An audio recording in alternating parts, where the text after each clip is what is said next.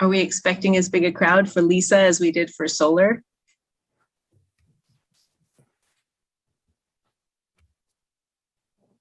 Are you ready? Yes. All right. Mr. Chair, the room is ready. Thank you. Luke Sinclair, Chair.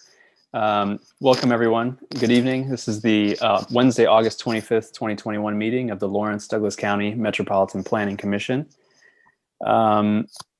There's no general business, so we can just launch right into the communications section. Jeff Crick, are there any written communications from the public that we need to receive?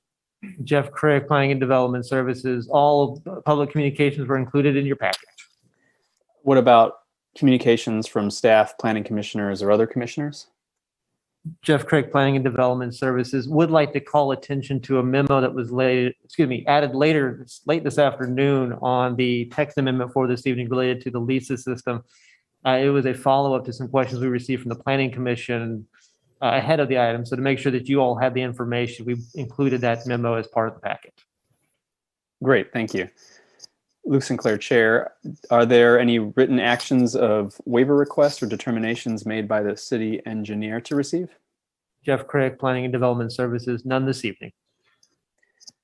Luke Sinclair, Chair. Are there any ex parte communications that any commissioners need to disclose? Commissioner Willie. I had a conversation about miscellaneous item number 1 with Paul Werner, which means I had to go back and watch the entire meeting that I missed from the last time, which I should have done anyway. Thank you, Commissioner Willie. Luke Sinclair, Chair. Are there any others? Not seeing any. Then are there any declarations of abstention by any commissioner from a specific agenda item tonight? Don't see any there. That's good. That brings us to general public comment. Are there any individuals on the Zoom call or in the chambers that wish to make general public comment unrelated to an item on the agenda tonight? And if so, please indicate that you want to talk and you have 3 minutes.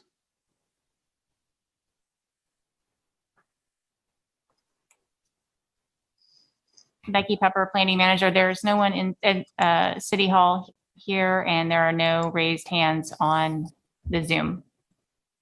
Thank you, Becky. Luke Sinclair, Chair.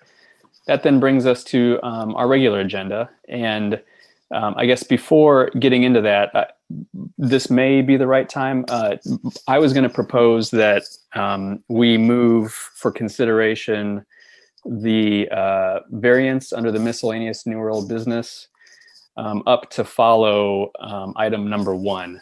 It's the same. I think they're both the representative on both of those is Paul Werner or his firm.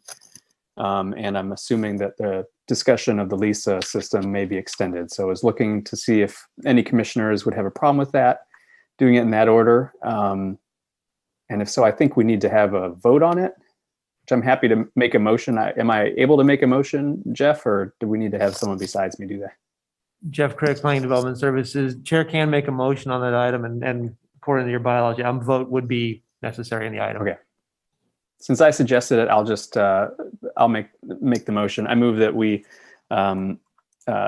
take the miscellaneous item number 1, which is the variance from sidewalk requirements, second on our agenda tonight. So just to have it before the LESA discussion. Is there a second on that motion?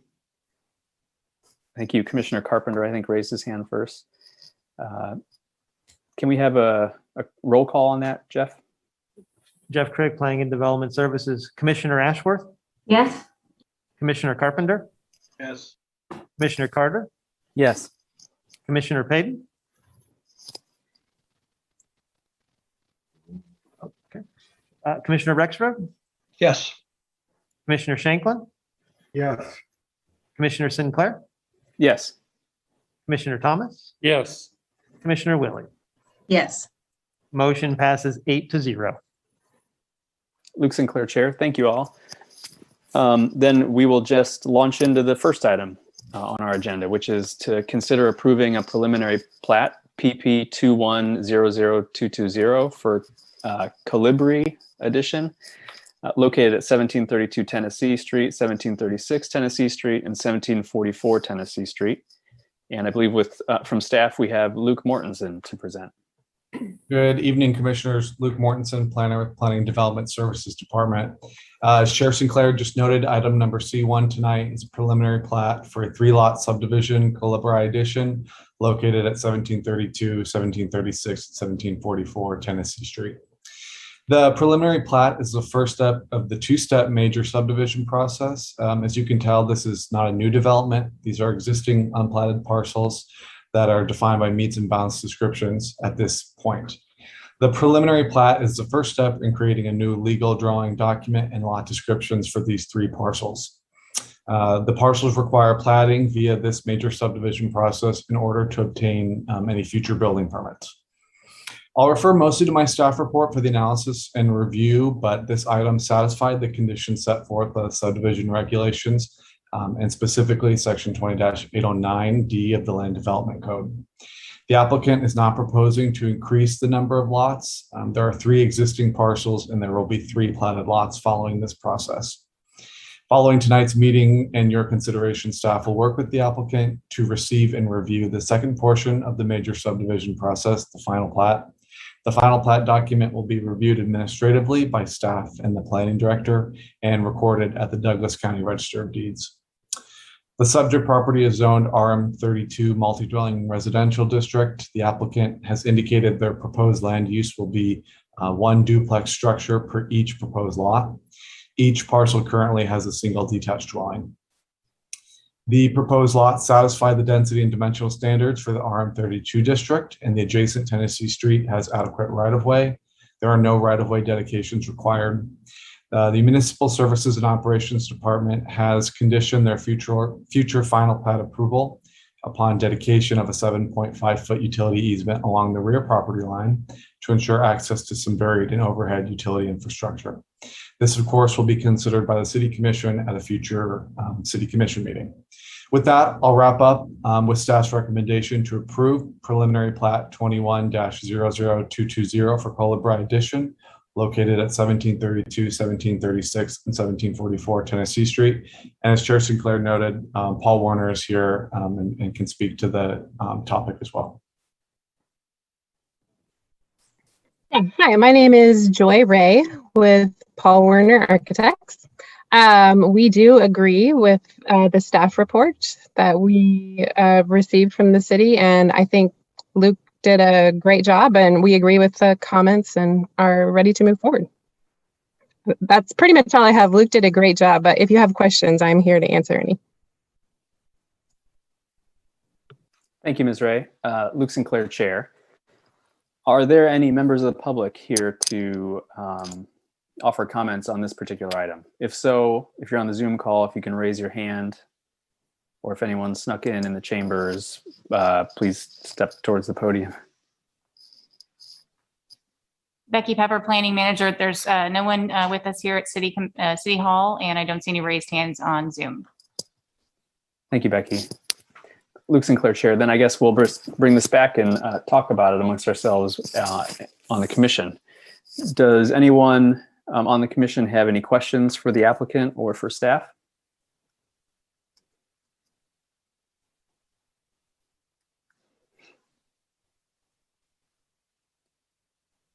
Is anyone concerned that any of the criteria in 2809D are not met?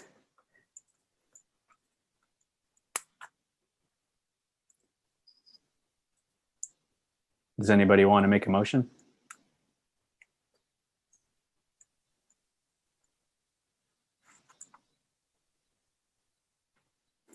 Commissioner Willie, thank you. Just couldn't take the silence. I move to approve the preliminary plat PP-21-220 for Kolibri Addition located at 1732 Tennessee Street and 1736 Tennessee Street and 1744 Tennessee Street. Thank you, Commissioner Willie. We have a motion to approve the preliminary plat. Do we have a second? Commissioner Ashworth, I think you got your hand up. Thank you for that. Luke Sinclair, Chair, sorry. Jeff, could we have a roll call on that, please? Jeff Crick, Planning and Development Services. Commissioner Ashworth? Yes. Commissioner Carpenter, Yes. Commissioner Carter, Yes. Commissioner Rexroad, Yes. Commissioner Shanklin, Yes. Commissioner Sinclair,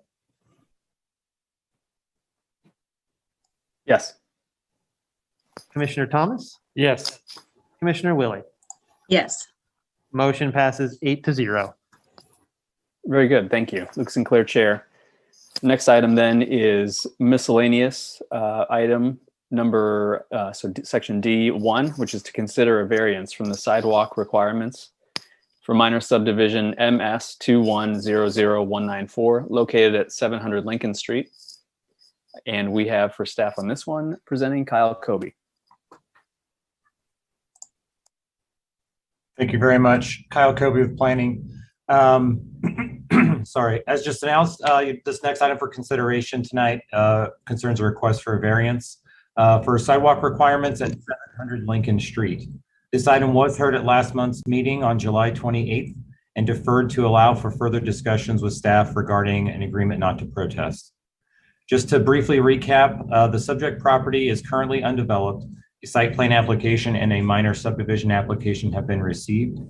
Subject property is the minor subdivision application proposes to replat this property as 3 individual lots. One of the code requirements is that sidewalk be installed along the street frontage. The applicant is requesting a variance from that requirement. The site contains approximately 410 linear feet of street frontage. As outlined in the memo included in your attachments, the city engineer does not support deferring the installation of sidewalk at this location via an agreement not to protest.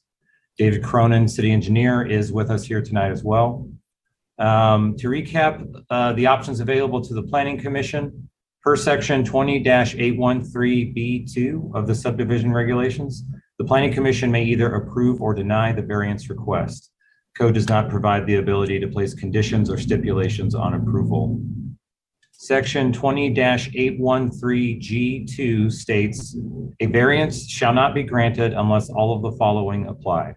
Number 1, that strict application of these regulations will create an unnecessary hardship upon the subdivider. Number 2, the proposed variance is in harmony with the intended purpose of these regulations. Number 3, the public health, safety, and welfare will be protected. At this point, I am going to pivot. I'm going to open the floor for Dave Cronin. I think he might have a few words he wants to say as well. So I'll let Dave take it away. Yeah, good evening, Planning Commission, Dave Cronin with the MSO department. I think attached to the memo, you have, I guess, my response. I did watch the meeting last month and I guess understand the conversation and I could, I guess, appreciate how the different discussion points that were made in the last meeting. And overall, I guess my opinion on the matter was basically just in regard to the size of the project.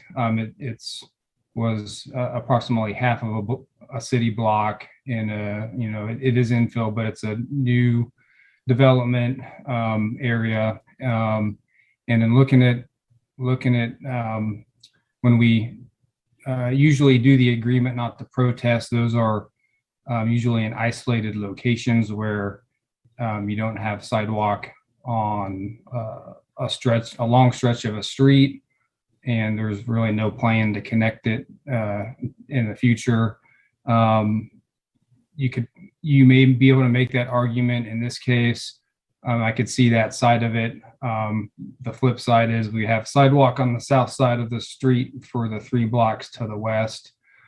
And I guess overall, I wasn't comfortable with the agreement not to protest mechanism for this project, just because I think it kind of deviates from the intent of that, in my opinion. If we felt that a sidewalk needed to be put in on that side of the street, I think this is the time that it should be done. If we don't, then this is the time where we should not decide that it does not need to go in, and then a variance would be the consideration, I guess. So that was, I guess, a little bit of my thought on my opinion on the matter. I guess I would just defer to any questions at this point.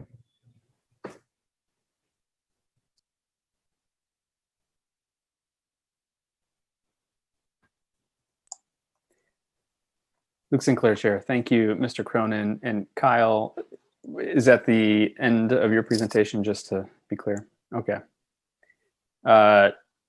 Commissioner Rexroth, did you have a question before we give it to Paul Werner? Yes, just a quick question. Thank you, Commissioner Rexroth. Just a quick question for Dave. There's a relatively new development of homes down on the opposite side of the street and down past towards the I think the east of where the this project is being considered. Do you have any knowledge of why sidewalks weren't considered at that time for that particular new construction? What I'm looking to understand is there something fundamentally different about this area that sidewalks weren't being asked for there because of some issue that might also apply to this area? Sure, good question. Dave Cronin, city engineer. I think the answer is there wasn't anything different. That there was a note on the plat for that subdivision to construct sidewalks. And looking back at how that did not occur, I don't have an answer on that. I think it was missed, to be quite frank. In the past, there were instances where we didn't require public improvement plans for sidewalks, standalone sidewalk projects. And we've had a lot of discussion on that with architects and engineers on projects, and should we require public improvement plans? Should we not? Back then on that project, it was not a requirement to do public improvement plans. I think the intention was that they should have been put in with the homes, and obviously the houses were constructed, sidewalks were not put in. So I think back then the recommendation was to put in sidewalks. There was a note on the plat that said sidewalks would be constructed. And so obviously there was something missed on that subdivision. Thank you. Commissioner Rexroth again. Is there anything fundamentally different that must occur, whether it's in the project that's in front of us tonight or in the homes that were built where sidewalks were specified? Anything fundamentally different that needs to be done in the construction of those lots, or are we as a city, do we have a design that's standard for that area? The reason I'm asking is I know that throughout North Lawrence, ditches are used to manage stormwater. So I'm just wondering, do we have a plan then for how sidewalks would be constructed in an area that currently manages stormwater? And is that something that's consistent and ready to go across the area? Or is there some other development work that needs to be done? Dave Cronin, city engineer. I think more work needs to be done to develop, if we were to develop a standard for North Lawrence. So North Lawrence is not a typical standard street. That's not to say that sidewalks can't be put in with open ditches. There's areas in North Lawrence with open ditch and sidewalks. There's areas with curb and gutter and sidewalks. It's a mix and match. So open ditches and open ditches for stormwater and sidewalks aren't, you pick one or the other in North Lawrence. Obviously, in the context of this project and the development and the fill they're putting in, it makes it very tough, if not impossible, to get, based off the design they've done on the site, to have open ditch, stormwater, and sidewalk in the right of way. So I fully acknowledge that, and there would be a cost to putting in enclosed storm sewer across the lot to accommodate stormwater. So I think, where I hope we would get to in the future, we're getting ready to redo our pedestrian plan. Right now we are prioritizing sidewalks, the city funded sidewalks on arterial streets, collector streets, safe routes to school. We're having some conversations on, expanding how we prioritize infill sidewalks to destination routes. So there's a lot of planning work that could be done there to determine, you know, on some of these local streets in particular with sidewalks on either side, should there be a sidewalk there on either side, both sides? And then what side? Maybe that's more of a neighborhood plan on the what side.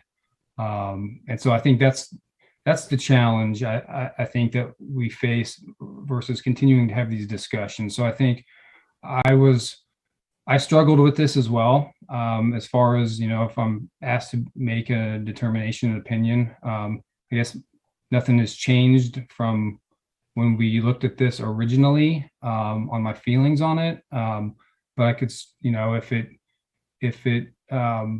I just did not feel it was the situation where the agreement not to protest would be something that I would support, because the site design doesn't lend itself to saying, okay, we're going to go back and put in a sidewalk here when we have adjacent development, and then go through a benefit district process or the city fund the project. So I hope that helps a little. I know it's not black and white, clear and North Lawrence is a challenge with stormwater, but that's a little bit of my thought. Very helpful. Thank you. Thank you, Commissioner Rexroad and Mr. Cronin, for your responses. Luke Sinclair, Chair. Then at this point, I guess we turn it over to Mr. Werner for the applicant.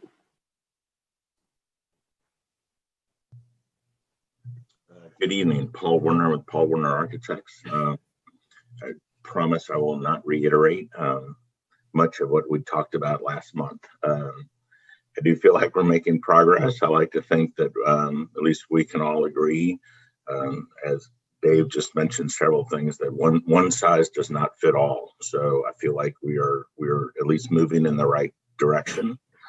I appreciate the commission continuing the discussion.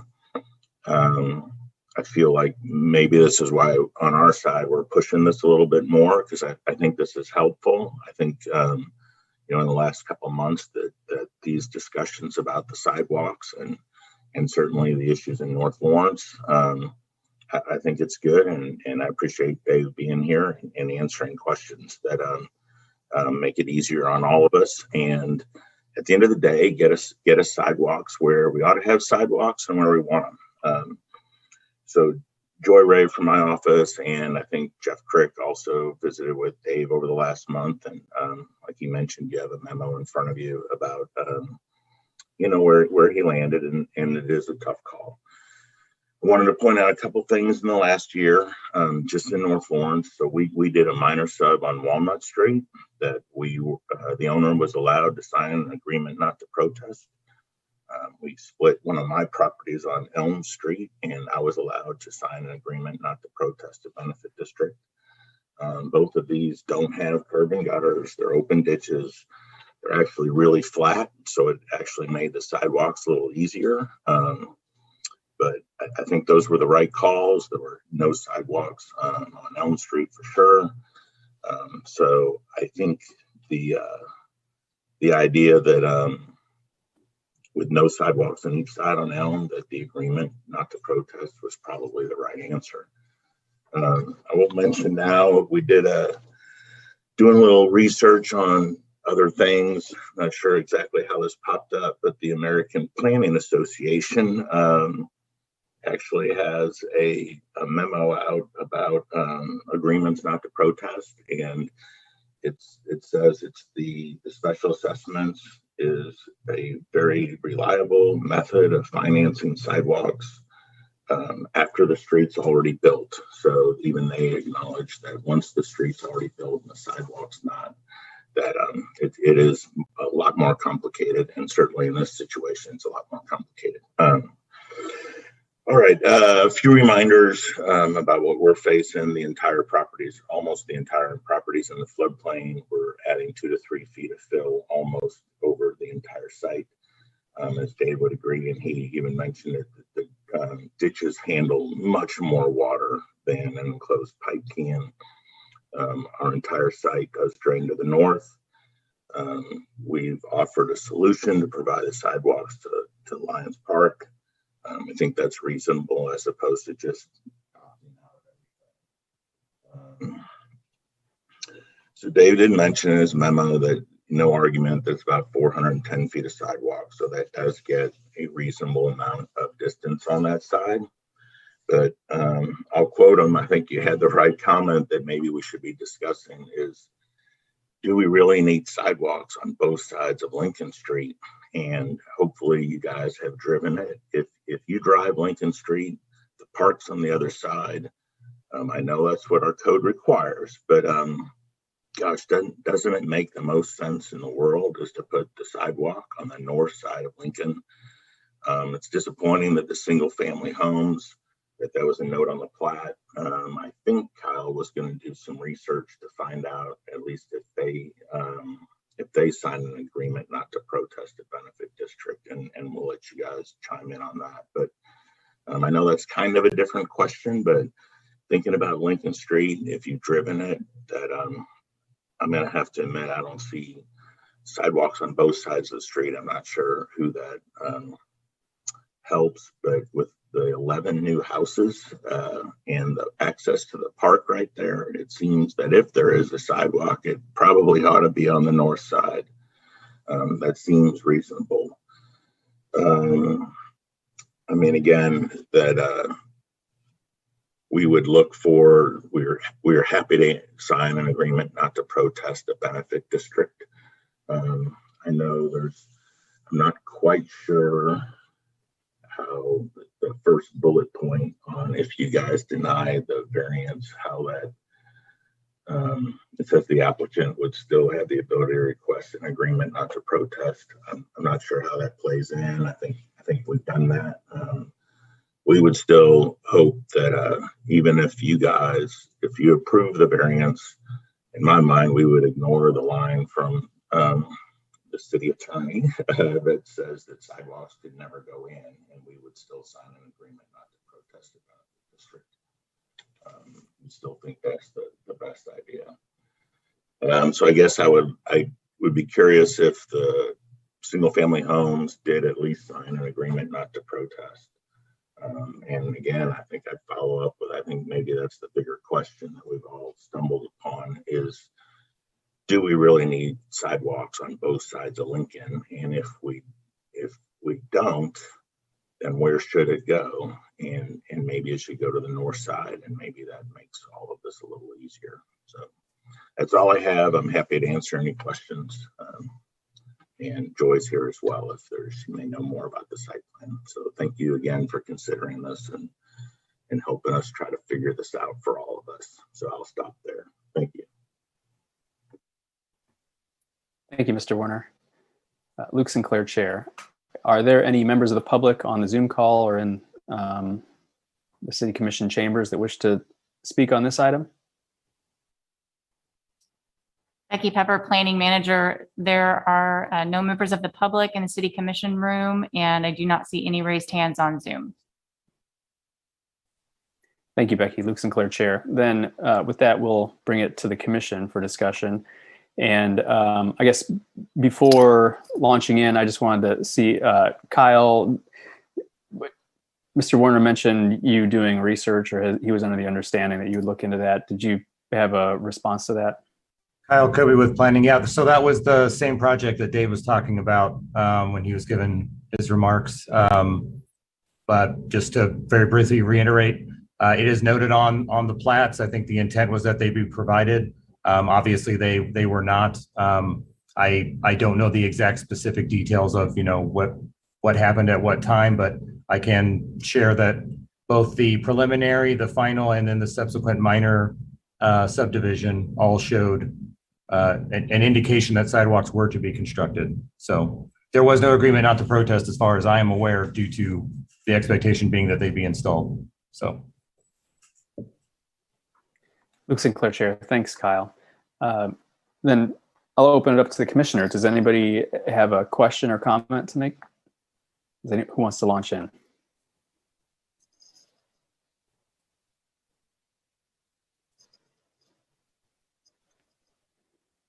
Commissioner Rexroad. Thanks, Commissioner Rexroad. Question, Paul, for you. You'd mentioned that you need to bring quite a bit of dirt in, quite a bit of fill in to account for the flood zone that's there. As I drove by today, I noticed that particular piece of ground already seemed quite a bit elevated. Are you, two questions, I guess. One, are you intending to go up further than that? It seems higher than the property that's around it. And the second question is, if the waiver request is denied and you put sidewalks in, would you go about building differently to accommodate sidewalks than if the waiver request was allowed and you did not build sidewalks? The reason I'm asking that question is I'm wondering about how you would think about building that, any costs you would incur to prepare for a sidewalk that might come in the future. Let's start with the fill. So they have, I think, put a little fill on that, but no, it is to the south of that property is probably 2 or 3 feet below the flood elevation today. That's what's one issue that we're trying to help one of the neighbors to the southwest that has she would say a drainage issue in the corner of her lot. But if you drove it, then you realize, so all the houses are obviously a lot higher. It's just there's a very low point on the south side of our property. So it's roughly 2 or 3 feet over that entire parcel will be raised. So how we've designed this is to take almost all of our water to the north. The buildings are single slope buildings, so the water goes to the north. And the advantage of no sidewalks is that all of the parking is on the north side, and we just have parking blocks. And so all of the water can drain between the parking spaces to get to a ditch, and then goes into a pipe, and then goes around the house to the west. So if that's not the case, then we need to bring in more dirt. And so we would actually raise the north side of the lot even more where our parking spots are, so we can slope the parking spaces to the east and the west and get the water into a storm pipe. So, and then again, since pipes don't carry as much water as the ditches, that's why we have to raise them up. And instead of what we would call sheet flowing the water directly to the north, we've got to take it to the east and the west at several locations to get it around the parking spaces and what would be our curb and gutter. So I do think it, and to your point about, so our worry would be that if you didn't design the whole street, that whatever we do, even with sidewalks, I'm not sure it works for the guy to the east if he ever redevelops, and I'm not sure if it works for the house to the west if that ever gets sold or a minor sub or whatever, because that hasn't been designed. So, whether that fits into our project, I just think it seems that this is a good example that that whole stretch of the street needs to be designed if the sidewalks are going to go in, and that's really not what we have in front of us. I hope that answers your question. Thank you. Luke Sinclair, Chair. Commissioner Willie. Karen Willie, Planning Commissioner. I have a question for Dave Cronin. So what is the plan to connect both sidewalk and a potential closed storm sewer when none exists on either side? What's the future plan for that?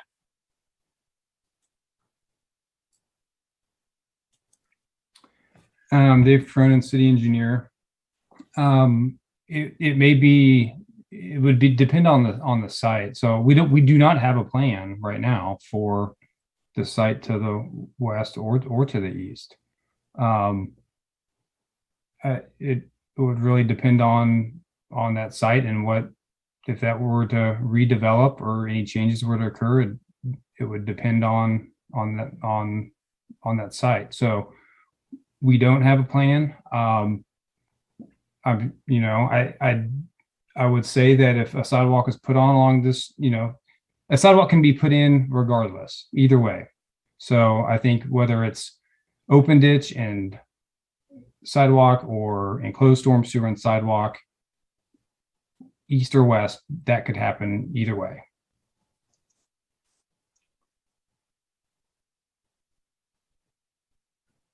Luke Sinclair, Chair. Go ahead, Commissioner Will. Thank you. Karen Willie, Planning Commissioner. A follow-up. So that's, so the question of a discontinuous sidewalk is one thing, but where is the closest closed storm sewer to that location? Because you'd mentioned in your comment that a ditch and a sidewalk would not be applicable for that site. There is enclosed storm sewer to the west. It's kind of a combination. There's enclosed storm sewer and an open ditch to the west along Lincoln Street. So it's more of a swale. So I think a lot of the stormwater is in the enclosed system. And so from what I've seen on the site plan, we're picking up the water in the right of way, running it in an enclosed system to the south along the west property line, then daylighting it, and it will daylight and eventually get down to the corner where there's an existing enclosed storm sewer system. And if I'm mistaken, Paul, please correct me.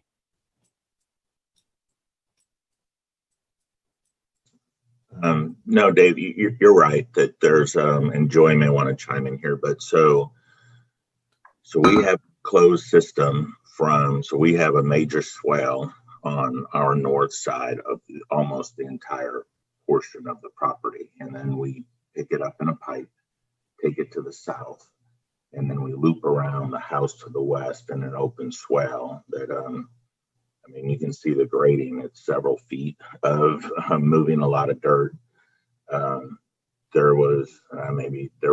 We're crossing two sewer lines, and the house to the west is owned by somebody else. And there's a lot going on at the corner of 7th and Lincoln that the engineers thought this was the best plan, and the open ditch is better, and we can get into a storm sewer at the intersection. But they didn't want to run the pipe right down Lincoln because of other utilities and other things going on. So this was the best plan. They worked it out with Matt Bond, the stormwater engineer.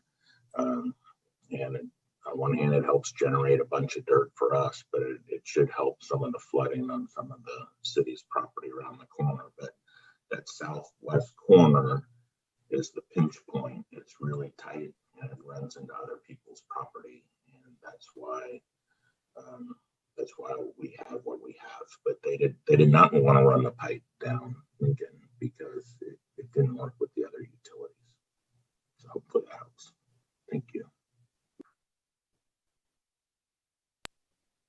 Luke Sinclair, Chair. Other questions? Commissioner Willie? Karen Willie, Planning Commissioner. So I was not here at the last meeting of when this was discussed, but I did go back and watch it. And it seems a lot of the discussion was about what constitutes a hardship. And I did drive out to the site, and it just happened to be after that 5-inch rain that we had, and can confirm that there is a significant drainage issue with that property that I imagine would probably also impact the neighbors. So I think that the hardship here is the drainage and how we manage the stormwater when we don't have a complete system, as opposed to strictly the cost of a sidewalk. And I think that that does make it different from other projects we've seen.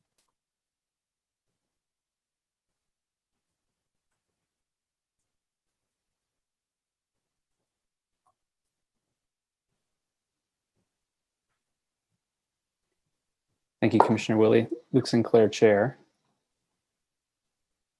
Do any commissioners have any thoughts on Commissioner Willie's comment there, or anything else has been discussed, or have other questions? Commissioner Ashworth?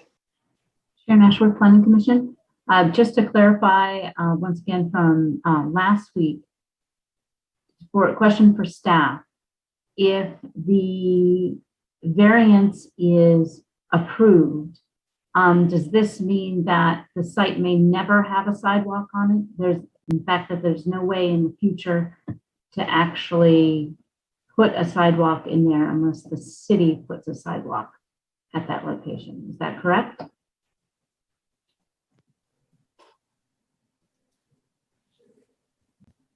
Jeff Craig, Planning and Development Services. I believe Randy Larkin has his hand raised, Chair, so I will defer there.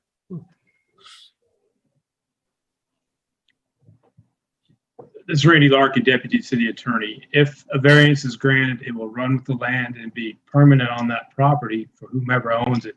It would never be able, we could never really require that owner to put a sidewalk on the property, whether it be through benefit district or just require a sidewalk.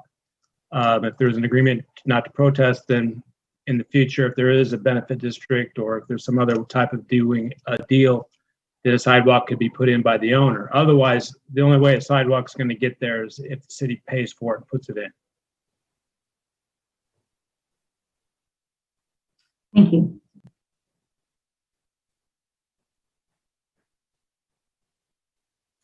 Luke Sinclair, Chair. Commissioner Willie. One more question. Karen Willie, Planning Commissioner. One more question for Dave Cronin. Is there a plan for a future sidewalk on the north side of Lincoln Street along Lions Park? Dave Cronin, the engineer. There is no plan on the north side at this time.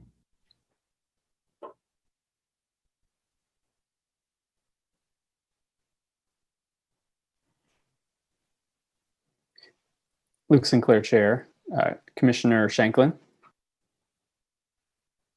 Greg Shanklin, Planning Commissioner. Just to follow on to Mr. Larkin's response to Commissioner Ashworth's question, is there then potential for us to deny the variance, but to recommend to planning staff that we come back with an agreement not to protest in order that we can, in the face of the variance, still hold the property owner to participate in the construction of sidewalks in the future? This is Randy Larkin, Deputy City Attorney. Theoretically, you could make that recommendation. It would not be binding. The only thing that you can do here tonight is determine whether or not a variance should or should not be granted.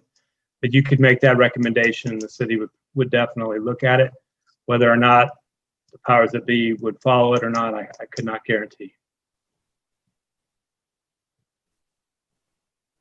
Luke Sinclair, Chair. Go ahead, Commissioner Shanklin. Hey, Greg Shanklin, Planning Commissioner.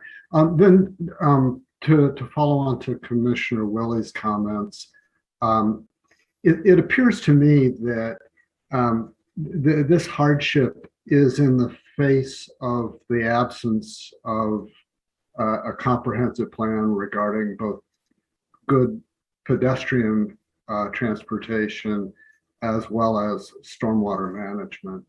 And so that just exacerbates the hardship to the property owner. I would be curious to know, particularly knowing that there's not a sidewalk proposed to go along the park, whether there have been any pedestrian traffic studies along the park. It seems to me, having driven out there, that probably the best location for a sidewalk would be along an area that has many pedestrian uses, rather than making people walk on one side of the street in order to get to the park where they've been engaged in their pedestrian activities. But just a thought on that. Are there any studies? Jeff Craig, Planning and Development Services. I'm not aware of any pedestrian studies that have been conducted in that area. The ones that do come to mind were mostly related to Woodlawn Elementary and the area there. But Dave, please feel free to correct me if I'm misspeaking there. I'm forgetting one that just isn't popping to mind. Dave Cronin. Yeah, we do not have a study or a plan for the park. We have safe routes to school plans. The plan is to get sidewalks on safe routes where there's gaps, where there's no sidewalks. Lincoln Street to the west of 7th is a safe route to school route, and 7th Street north and south is, but this section is not. So it would provide a connection to to the safe route, but it's not on the safe route to school. So, at some point in time when we've completed gaps on arterial streets, collector streets, safe routes to school, we'll be looking at other priority destinations on local streets. And so I would hope that at some point there would be more detailed plans for this area and other areas of town, particularly on, local streets with sidewalk on either side of the street.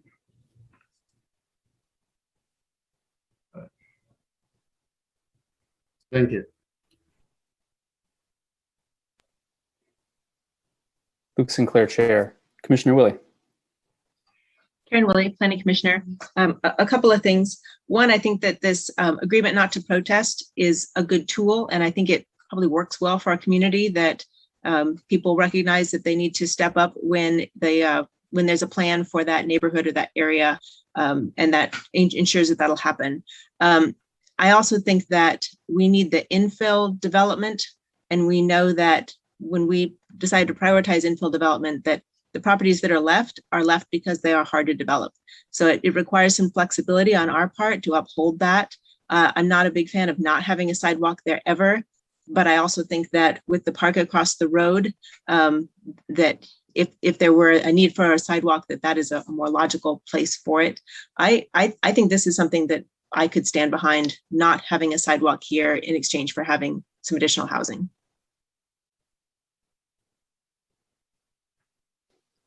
Thank you, Commissioner Willie. Luke Sinclair, Chair. I have a question, excuse me, for staff, I think. And this will betray some of my ignorance on this, but the variance is requested as part of the platting process. You can correct me if I'm wrong, but is there any sort of development that could occur on this property without going through a platting process that necessitates getting a sidewalk variance? Kyle Kobe with planning. Yeah, so the reason for this, you're right. This is a variance from the subdivision that comes from the subdivision regulation. So it is associated with the minor subdivision, which in turn was applied for because the current configuration of those lots are 9 more individual, more residential size lots. Theoretically, somebody could go in there and make do with what is there without having to go through a minor subdivision process.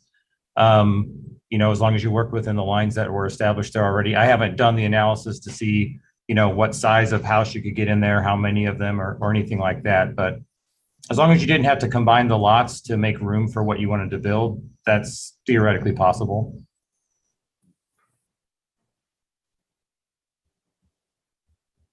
Luke Sinclair, Chair.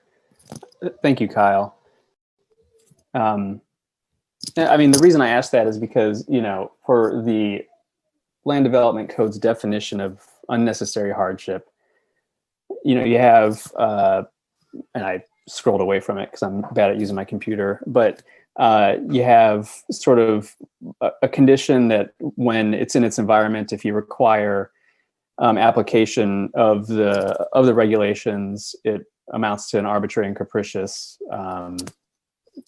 situation. And then you have basically it or if you apply the regulations as there are, it's impossible to make any conforming use of the property. Or I think the last one is, that it basically turns into a deprivation of private property ownership rights without compensation. But, it seems to me, I just kind of maybe want to push back a little bit on what Commissioner Willie said in terms of this being a little bit more than just a financial hardship. We know that a financial hardship can't be considered an unnecessary hardship for purposes of the variance criteria. But, ultimately, it seems to me that what would have to happen, enclosed stormwater, sewer, and all the work that would go with that, it sounds like it's a ton of work, but ultimately it's possible. It's just really expensive. And making, enforcing this on the applicant in this case, while burdensome, isn't impossible. I guess there's other uses of the property. You know, we're not depriving the owner of all ability to use this property, maybe to use it in a way that they want to. And so I'm struggling with this. And, you know, I've struggled with these variances for a while just because I feel like we have pretty narrow criteria that we have to abide by.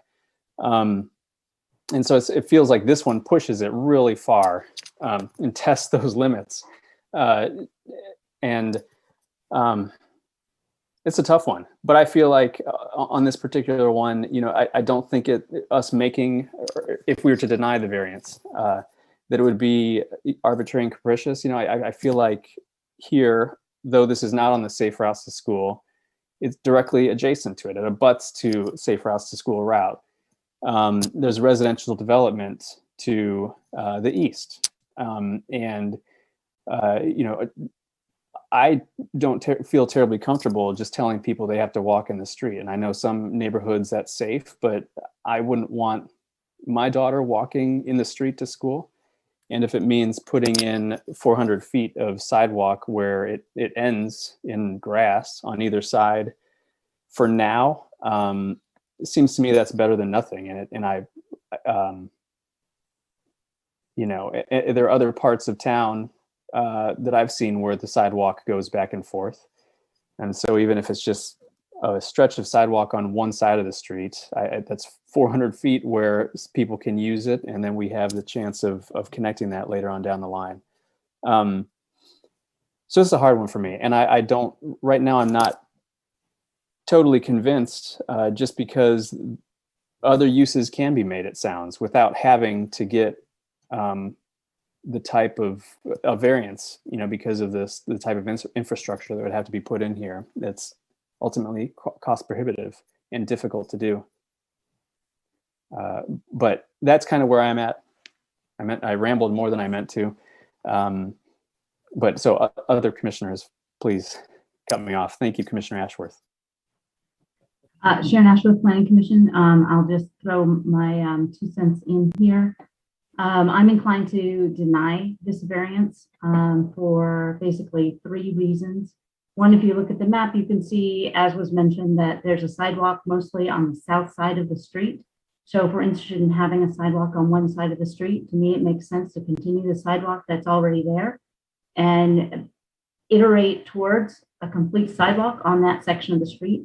Yes, it might make sense to have a sidewalk along the park, but we currently have a sidewalk on the south side of the street.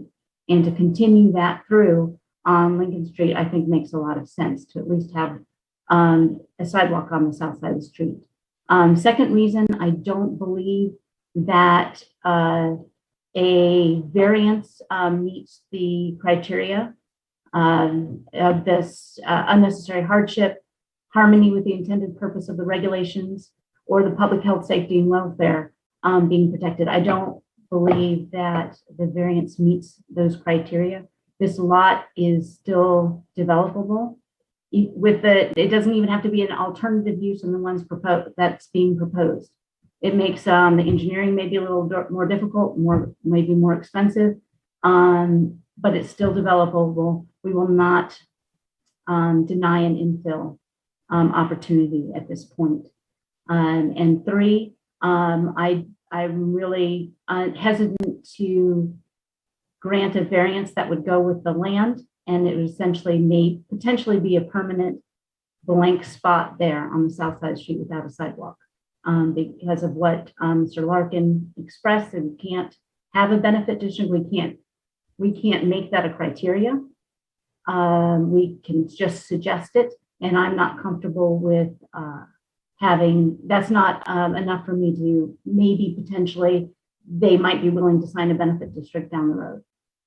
So to me, this is sort of a permanent absence of a sidewalk if we were to grant this variance. So my inclination is to deny.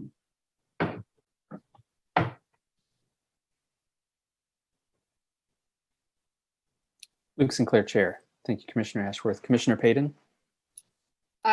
I can appreciate what Commissioner Sinclair and Commissioner Ashworth and Commissioner Willie commented on about this, but I also agree with the keeping a continuous sidewalk on that south side of the street. And if you look around Lawrence, some of those places where the sidewalk switches sides of the streets multiple times, we've considered, especially on safe routes to school, going back and making sure there's a continuous sidewalk on one side of the street. And so I think that's something to consider when looking at whether it's logical to put, a sidewalk on the north side. I think it's better to just keep it continuous.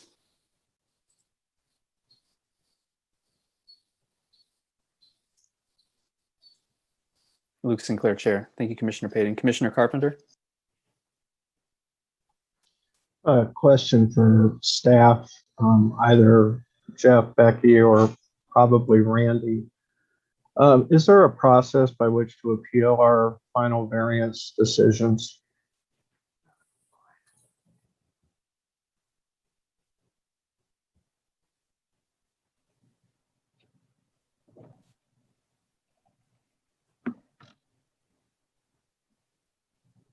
How about Randy?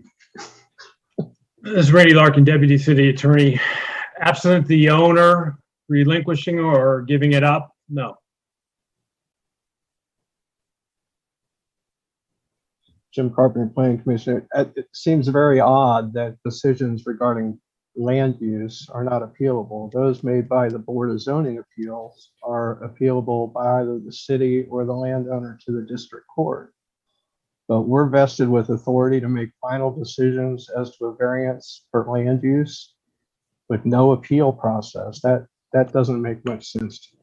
This is under the subdivision regulations. I believe that if you were to grant or deny the variance, I suppose either side could then sue. But you make the final decision for the city on this particular decision regarding the subdivision regulations. There would probably be an opportunity either for the city or for the applicant to perhaps pursue this in another jurisdiction or another venue.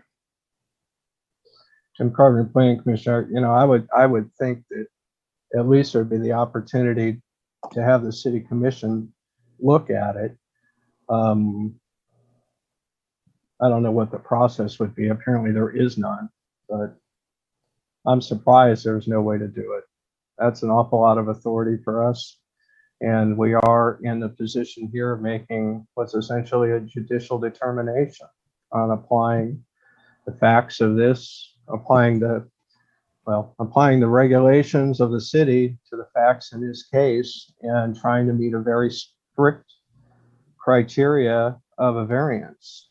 I have to share the concerns of Chair Sinclair, Vice Chair Ashworth, and Commissioner Payton. I don't think it rises to that level. I mean, my preferred solution would be somehow we had an agreement not to protest, that it was site planned with the provision for a sidewalk when it was time to put the sidewalk. But that doesn't appear to be an option right now. The reason currently the city code says sidewalks on both sides of the street. We aren't really doing that, but that grew as a result of the very thing that Commissioner Payton pointed out and others, that we have sections, especially out on Harvard Road, which was the topic of discussion at the time, that jump back and forth between the north and south side of the street. And that resulted in the provision of sidewalks on both sides of the street. I think that topic is kind of percolating in the background about being revisited, but it's not been done yet. And, so perhaps when the land development code is revisited, it could be looking at sidewalks on a neighborhood by neighborhood basis, as is now the process for traffic calming or traffic patterns, and determine whether both sides of the street or one side of the street would be appropriate in a particular place. Because I still stick by what I said last time in my much longer rant than what you did tonight, Chair Sinclair, that one size does not fit all, but that's essentially what we're bound by right now. One size fits all, and this is what the rules are. And I can't see us carving out exceptions to the rules for particular projects on something with such clear-cut definitions of requiring that have to be met for a variance. I don't see the undue hardship here. We have the city engineers here saying, here's how we can do it. It's possible, and it might cost a little more, and they might put off requiring it be put in. That's going to be up to the city when it's actually built. But so I'm going to have to vote no, even though I don't want to, just because that's what the regulations in my mind require right now. Thank you, Commissioner Carpenter. Luke Sinclair, Chair. Commissioner Shanklin? Shanklin, Planning Commissioner. In all this, I appreciate, Commissioners Carpenter, Payton, and Ashworth, and Chair Sinclair's comments on this. But I'm still left wondering, and this is a question for Mr. Larkin. Your response to my previous question, I think, was that we could deny the variance with a request to staff to support the agreement not to protest, and that would be also a specific request to the city engineer to reconsider that proposition. In the absence of that agreement, we're left with a denial of the variance. So that seems to me to get the position that Commissioners Carpenter, Payton, Ashworth, and Sinclair are interested in pursuing, yet also open up the possibility that we have a better solution for the sidewalk to be put in place over time with an agreement not to protest. So would that work, Mr. Larkin? This is Randy Larkin.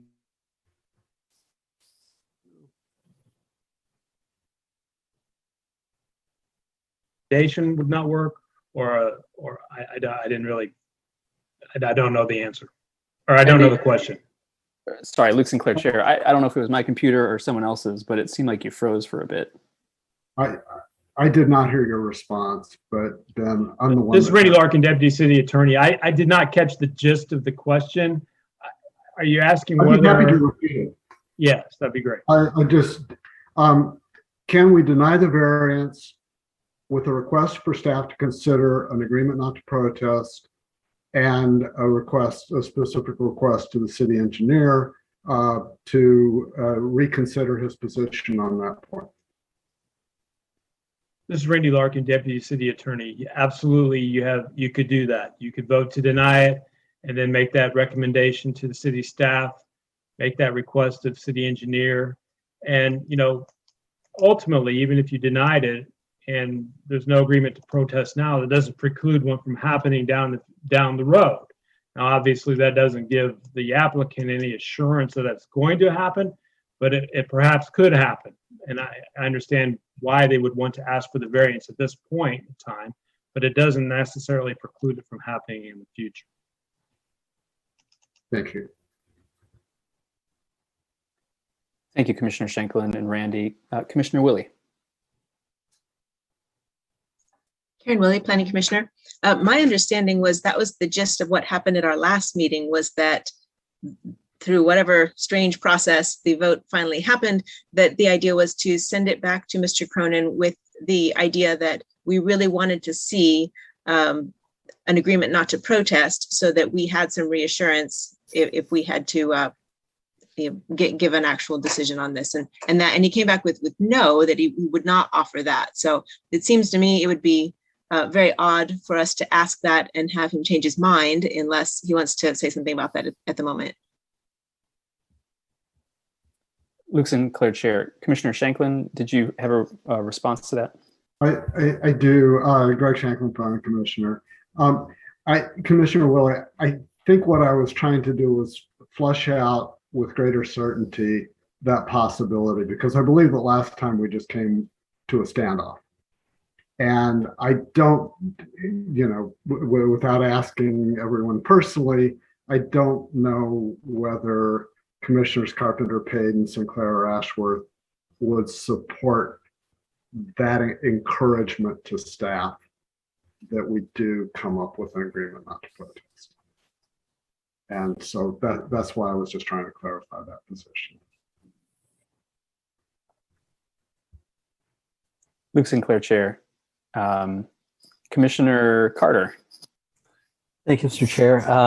David Carter, Planning Commissioner. In my opinion, I think we've heard a pretty elaborate explanations on both sides. I don't feel we've necessarily learned anything new this month, and I'm really grateful to Mr. Cronin for appearing and really and giving us an elaborate justification for his reasoning from the previous meeting, what led to the report for the previous meeting. At risk of repeating my position from last month, I find it kind of frustrating, this, the one size fits all policy. I just don't think is very appropriate to an area like North Lawrence, which has been built out for 100 years with no sidewalks. And it's not, I mean, there is some infill, there's some redevelopment, but it's not changing at a pace that is likely to see widespread redevelopment and opportunities for expansion of the sidewalk network. And so that was why I was voicing a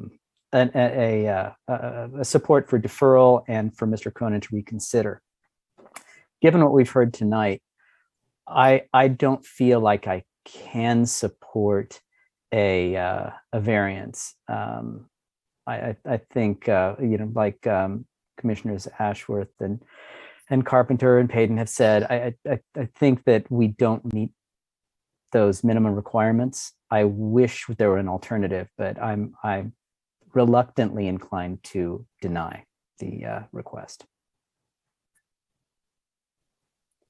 Luke Sinclair, Chair. Thank you, Commissioner Carter. Commissioner Rexroad. Yes, thank you, Commissioner Rexroad. I really appreciate the dialogue tonight.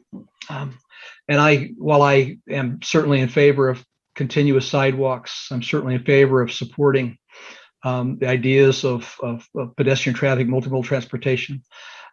I am inclined to support the waiver request tonight for two reasons. One is that we lack an overall design in this area. And the second is that we have a vehicle that when we do have a design, the applicant has said they will gladly participate. If it were not for either one of those things, if there was a design in place, I would absolutely say you build a sidewalk. If the applicant was in any way trying to dodge or not participate, I would also lean in favor of denying it. But given those two things, I think that there is a hardship in place given the nature of that area. I think that there's some unknown risk of hardship down the road should a sidewalk be built and then the design be landed in a way that requires some fundamental change in what the applicant has built already. So for those reasons, I lean towards approving the waiver. Thank you, Commissioner Rexroad. Luke Sinclair, Chair. Commissioner Thomas, I'm sorry, you've raised your hand a couple of times and I've overlooked you. Go ahead. Charlie Thomas, Commissioner. While I am new to the Planning Commission, I come from a public school education background, and one of the superintendents said to me, Charlie, I can hire principals all day long who will just follow the rules. That's easy to hire.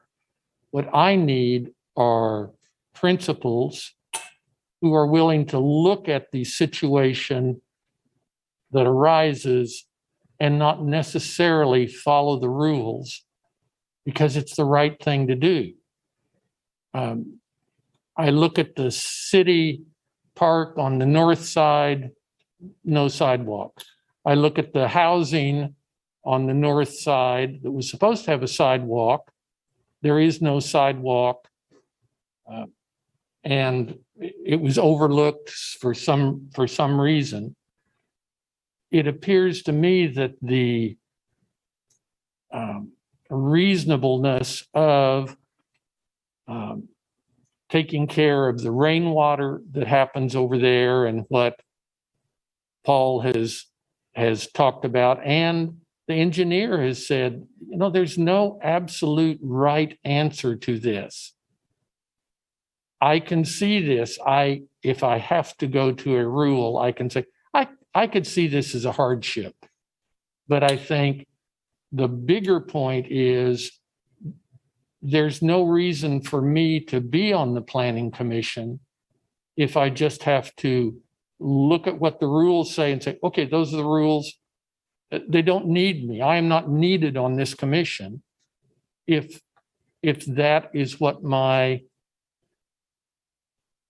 purpose is demanded to be, I need to be reasonable, and it seems to me reasonable is granting the variance for this.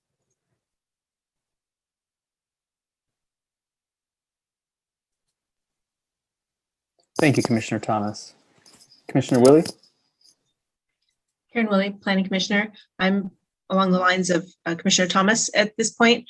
I feel like we've decided that one size fits all is not an appropriate answer.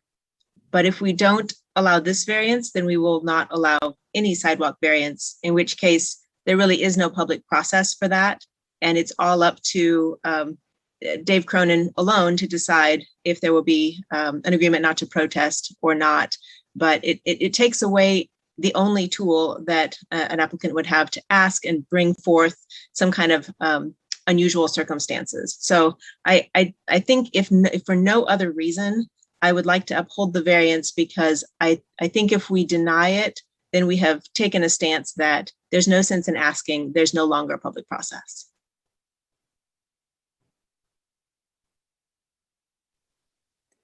Luke Sinclair, Chair. Thank you, Commissioner Willie. And I guess I would just make one comment with respect to Commissioner Thomas's remarks. My sense is that commissioners who have come down on either side of these variances that we've had, it's ultimately been differing perspectives on whether or not those criteria are met or not.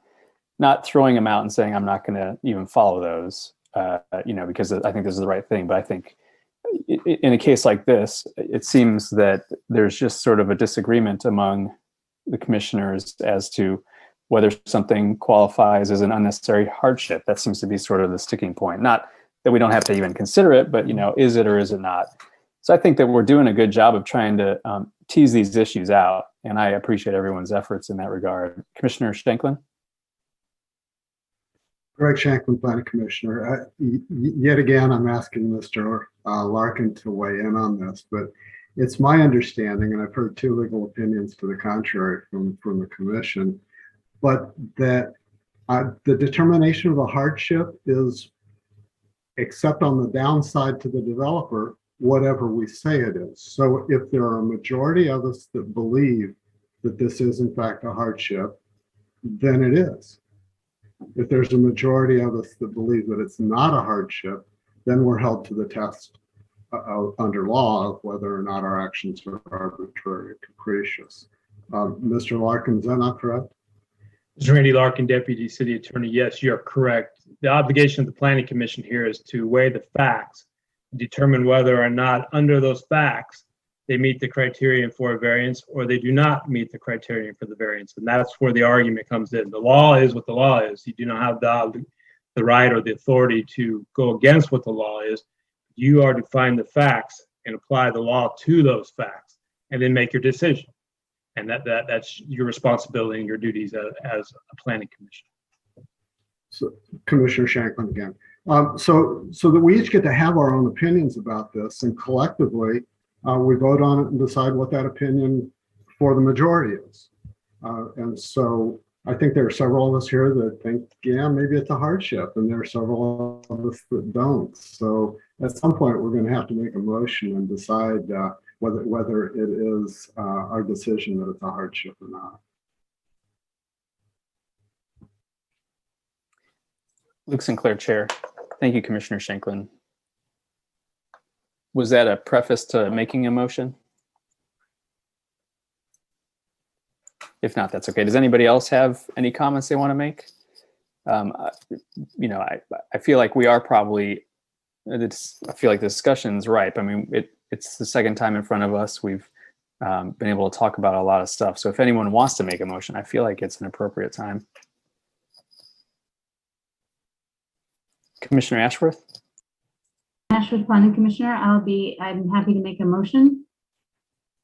I move that the Planning Commission deny the variance requested for minor subdivision MS 21-00194 from providing sidewalks as required for section 2811 for a local street in accordance with the provisions for section 2813G of the Land Development Code for property located at 700 Lincoln Street. Luke Sinclair, Chair. Thank you, Commissioner Ashworth. So that's a motion to deny the variance. Is there a second for that motion? Commissioner Carpenter raised his hand for the second. Is there any other discussion or comments that any commissioners have before Jeff calls the roll? Commissioner Willie. Karen Willie, Planning Commissioner. Just I really value everybody's input on this, and I think it's valuable when we don't agree too. So I like when we bring different perspectives, and this one's going to be kind of on a razor's edge, but that's what we're here for. Thank you, Commissioner Willie. Commissioner Shanklin. Commissioner Shanklin, I would love to find a way to append to that. Whatever we can do in the way of creating the possibility of an agreement not to protest to be negotiated, and encourage Mr. Cronin to join in that effort. Is there any way we can do that? And this is to ask both Commissioner Ashworth and the second.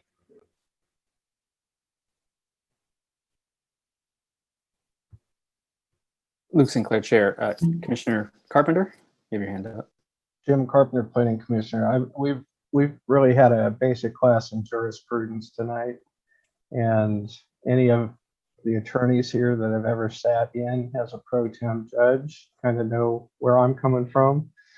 As planning commissioners, we play with the rules all the time, and variances are one of those few categories where we don't get to play with the rules. What we have to do is, as what Randy Larkin pointed out, is take the rules as they are, because we don't have the authority to modify these particular rules, and make a final decision on behalf of the city by applying the rules to the facts that we have. And we've heard the arguments on both sides for that. What my question is after we do this, probably I would suggest that the planning commissioner talk about sending something on to the city commission about the problems that we have here and some of the suggestions that have been made on how to approach these issues, so we don't have this situation where we can reintroduce the idea of agreements not to protest, because those were commonly used in the past. I know there are several on my street right now that are in place. After we do this vote, if we manage to get through a vote this time, discuss how we might make this apparent to the city commission that we have an untenable situation where we're being forced into making decisions following the code that we think should be modified in this area sooner rather than later.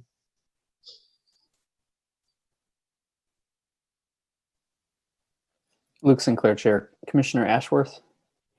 Commissioner Ashworth, Planning Commission, just to be clear, since I made the motion, I do agree with Commissioner Carpenter's comments, but I'm at this point not willing to modify the motion. I think our comments and this session will serve that purpose that Commissioner Shanklin is talking about, that the concern is out there.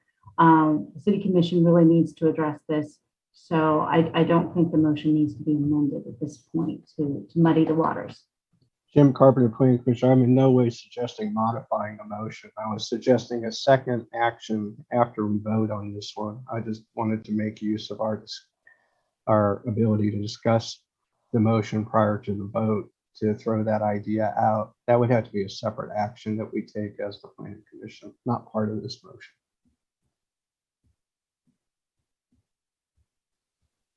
Luke Sinclair, Chair.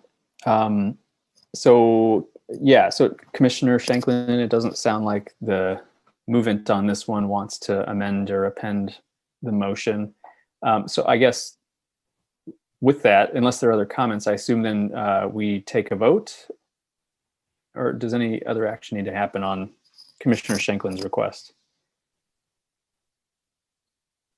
Jeff Craig, Planning and Development Services, seeing no interest from the individual that made the motion, and it would just be tabled at that point. It would need no other action.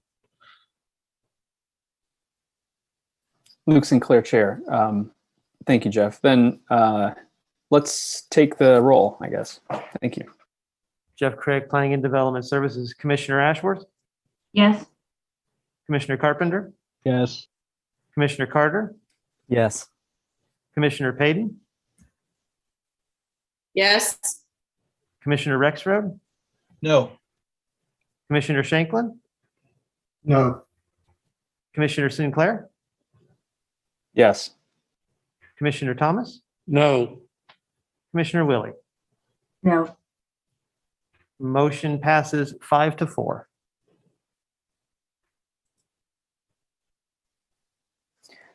Thank you, Jeff, and thank you all. Luke Sinclair, Chair. Going back then to Commissioner Carpenter's comments, is now the appropriate time before getting into the next agenda item to discuss what, if anything, we can do in terms of bringing this in front of the City Commission? Jeff Craig, Planning and Development Services. I think, given that it was just on the heels of this case, I think we're in a good position to do that. The one item I would note is that Section 20-1302 of the Land Development Code does allow the Planning Commission to initiate text amendments. So if the Planning Commission would like to initiate a text amendment to that section, you can begin that process to have a look at that portion of the code. So just want to put that on the table for consideration. Luke Sinclair, Chair, thanks for that. I was sort of under the impression that the City Commission was tabling text amendments related to the Land Development Code, given that we're going to actually be overhauling it. Is that something that's even worth talking about? I guess that may be for Jeff as much as it is maybe for Commissioner Carpenter, since this is your idea. Jeff Craig, Planning and Development Services. There were 2 text amendments that were requested by individuals of the public that were not initiated by the City Commission. Publicly submitted text amendments have to go through a route where they go to City Commission for initiation. Planning Commission is empowered to initiate a text amendment as part of its body. So that is a possibility. We are looking to do a revision to the Land Development Code. So I would expect that this discussion would definitely feed into that revision process and look at the codes that we have there. So is my expectation, if it's not initiated or there's not an amendment already scheduled, it would be included as part of that look that we do to the development code. Luke Sinclair, Chair, if we were to do a text amendment on this particular section, the variance section, is that something that would be speedier than waiting for the complete revision of the Land Development Code? Jeff Craig, Planning and Development Services.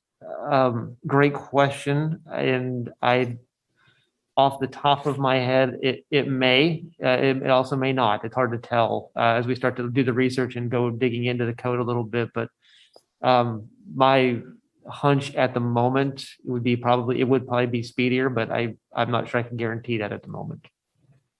Thank you. Luke Sinclair, Chair. Commissioner Carpenter, I'd be curious to know your thoughts on text amendment or other ideas that you may have. Jim Carpenter, Planning Commission. Jeff, I'd just like to clarify, this would be a text amendment to which part of the code exactly?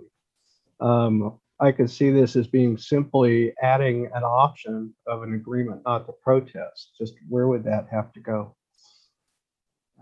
Jeff Craig, Planning and Development Services. Given that the variance procedure is in Article 8, which is the joint subdivision regulations, I would envision it to be going in there because that article is almost in many ways self-contained. So we'd be looking at an amendment to the variance section of Article 8, not the variance section of Article 13, which is where the BZA typically would see a variance.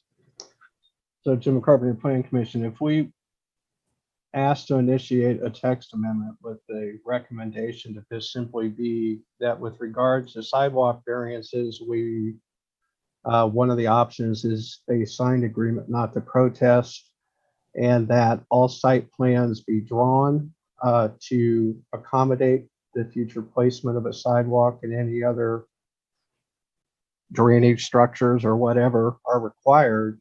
You know, that would be for staff to work out just a list of what would have to be on the site plan. Is that narrow enough that it could be done pretty quickly so we can try to stop this variance problem that we're having right now? And also on a side note, I guess this is a question to Randy. If we deny a variance, does that preclude the current landowner from ever asking for the same variance again? This is Randy Larkin, Deputy City Attorney. I'd have to look at the code regarding Chapter 8, regarding whether it would preclude that ever from the future. It precludes the current application, and I don't know if there would be some time of period where they would have to wait or not. So I'd have to look at that. I don't know the answer off the top of my head. Maybe Jeff knows that from the subdivision regulations. Jeff Craig, Planning Development Services. I'm not aware of a limitation like that you typically would see in the case of like a rezoning or a development plan that it'd have to be substantially different to resubmit for a variance. But that just off the top of my head, I'm not aware of one. I do know in the case of the Board of Zoning Appeals, you can resubmit for variances. Typically, you want to show a change and not make the application the same twice over, but it is possible to do that. And to your first question, Commissioner Carpenter, I think we could get the initiation. If the initiation was based on tonight's discussion, I think we got a good idea of where to go and the sections to look at. I don't know if we would need to open up Article 13 as part of that, but we could definitely consider when we consider the text amendment, keep that holistic look of the code in play to make sure that we're looking at the whole structure as part of it, not just a specific sliver of one section. Jim Carpenter, Planning Commissioner. I guess with regard to the possible reapplication, I know with, as you mentioned, with zoning, you have to submit an affidavit of significant changes in order to come back after a certain amount of time, and it must be done within a certain time period. We have that example. We have an example with the Board of Zoning Appeals. So if we don't have that in the variance chapter that we have to follow, would it be advisable to have something there that addresses that issue? Because circumstances do change. And if they do change enough, if the interpretation under the current one is you can never ask again, that doesn't seem fair to a landowner to be bound forever by asking under a current code when the code changes, which might permit them to ask at that time for a different reason. So I guess now we're talking about two subsections under the variances. Jeff Craig, Planning Development Services. I think we could take a look at that and just to kind of understand what is allowed and what is possible, and process out some options and take a look to see on both those fronts. I don't think that would be difficult at all under an amendment. Thank you, Jeff. I think I'd like to make a motion based that we initiate a text amendment with what has been discussed here, about which I'm sure we have good notes out there that I can't repeat right now. This is how we change rules without ignoring rules. And we have that ability, so let's make use of it. So I guess my motion is I'd ask that the Planning Commission initiate a text amendment to provide the provision for sidewalks that would allow for an agreement not to protest if site plans are drawn up and followed that would permit the future construction of the sidewalk and associated city infrastructure, as well as looking at the code as to the ability or inability of an applicant to resubmit a variance request in the future. Luke Sinclair, Chair. Thank you, Commissioner Carpenter. Jeff, is there enough there for you for purposes of recording the motion, and then we can find a second? Jeff Craig, Planning Development Services. Yeah, we have enough there for the motion and good direction for staff to go and start a review process for the amendment, and keeping in mind that we will keep it broad and to make sure that we capture the totality of the discussion, not just specifics of the item. Luke Sinclair, Chair. Thank you, Jeff. Commissioner Shanklin, did I see your hand up? Were you looking at a second, or did you have a question or something? Commissioner Shanklin, just for the purpose of seconding. So I second. Luke Sinclair, Chair. Thank you, Commissioner Shanklin. Before we vote, I see Randy Larkin, your hand is up. Yes, this is Randy Larkin, Deputy City Attorney. I want to clarify a comment I made earlier.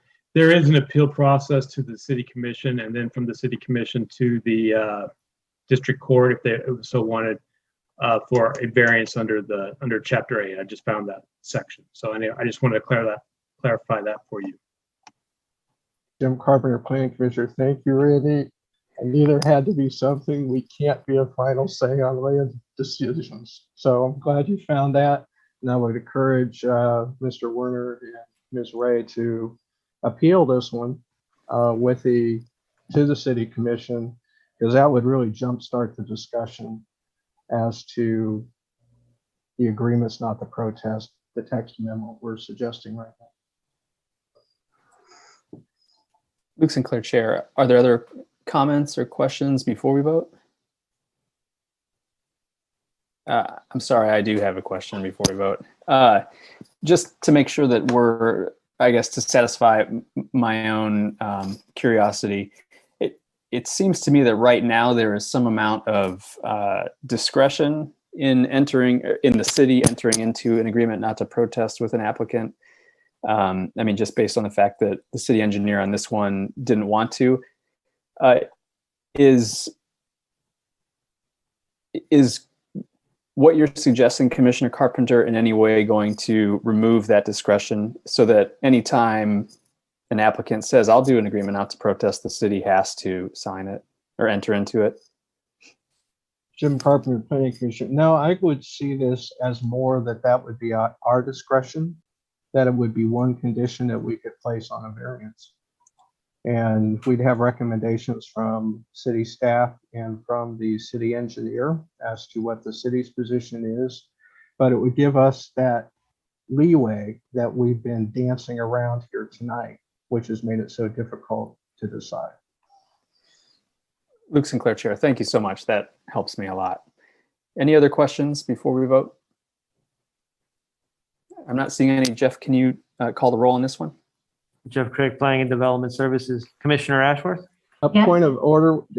I don't think we have a second to my motion yet. Luke Sinclair, Chair. Commissioner Shanklin had seconded it. I don't think I actually said that though, maybe, so. All right, thanks. Okay, Jeff, yours. Jeff Craig, Planning and Development Services. Commissioner Ashworth? Yes. Commissioner Carpenter? Yes. Commissioner Carter? Yes. Commissioner Payton? Yes. Commissioner Rexroad? Yes. Commissioner Shanklin? Yes. Commissioner Sinclair? Yes. Commissioner Thomas? Yes. Commissioner Willie? Yes. Motion passes 9-0. Thank you all. Thank you, Jeff. Luke Sinclair, Chair. We have one more item tonight, which is the text amendment for the LESA system. And I propose that we do a break before that, maybe a 5-minute recess, and everyone come back around 8:09 or 8:10. That'd be great. Thank you, everybody. Thank you all. Thank you.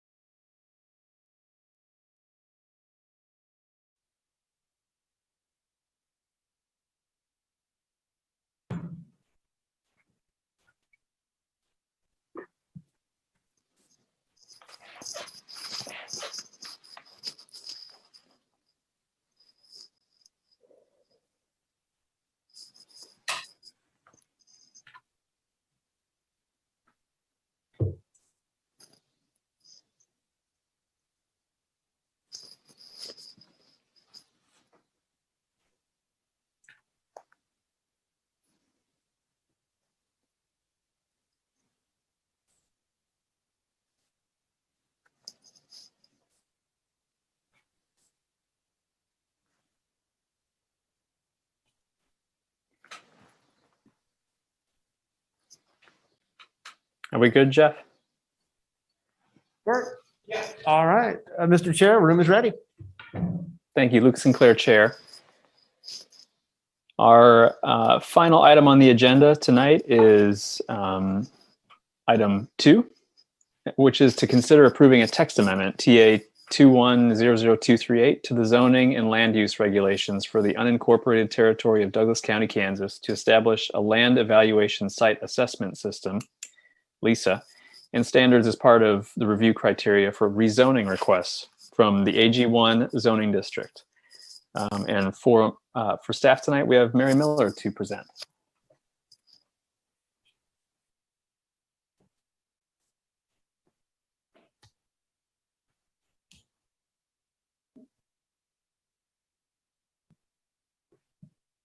Good evening, Commissioners. Mary Miller, City County Planner. And this text amendment actually has 2 parts. There is the simple revision to the zoning regulations, and then there's also the development of the LESA system. And Plan 2040 recognizes the importance of agricultural land to Douglas County and recommends that the conversion of agricultural land to non-agricultural uses be minimized while accommodating various types of development in the rural portion of the county. And this goal requires the evaluation of agricultural land when rezoning requests are made that could remove the land from agricultural production so that the better quality agricultural lands are maintained and development is directed to agricultural lands with lower productivity or lower potential. When the zoning regulations were revised in 2020, an additional rezoning criteria was added. Actually, there were 2 criteria that were added. One was to look at the impact on environmentally sensitive lands. And then the other one was that the rezoning would be evaluated when the request was from the Ag 1 district to determine the impact on or the suitability of the property for agricultural uses based on the agricultural productivity or the potential productivity of the property. And staff has been working on developing an evaluation system that would provide an objective ranking of the agricultural productivity or potential of a property since we've been working on the rezoning regulations. We have reviewed other communities and found that most of them do use a land evaluation and site assessment system, which is commonly called the LESA.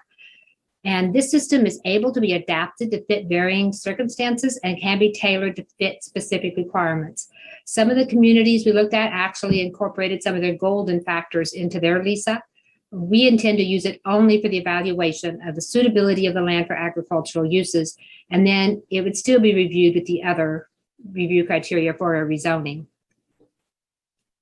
And we've been working with the NRCS staff, and that's the Natural Resource Conservation Service. And as you recall, we've had a few rezonings. We've always done some manual reviews of these parameters to get a feel for them and to try to understand how they would work. The NRCS has provided data on the various parameters which they recommended, and we provided that to the county GIS department, and they provided some reports about the amount of certain types of soils and certain types of characteristics that are found in the Ag 1 district, and I did not include that with our packet. And Commissioner Shanklin, in his request for information, did mention that he would like to see that information, and I apologize, that should have been in the original packet, but that was attached with the memo in response to his questions. And I just hurriedly found some of the reports. Some of them have some staff information on the bottom, but I'll provide cleaner copies of that. I just wanted to get that data out to you to show that we looked at that when we were developing our rating system. And so this data was very important in helping us to determine if what kind of agricultural land is present in Douglas County and what rankings would be considered good or average or low as far as agricultural productivity. So I'll go through the actual LESA system in more detail, but I'm going to focus on the relatively simple text amendment first.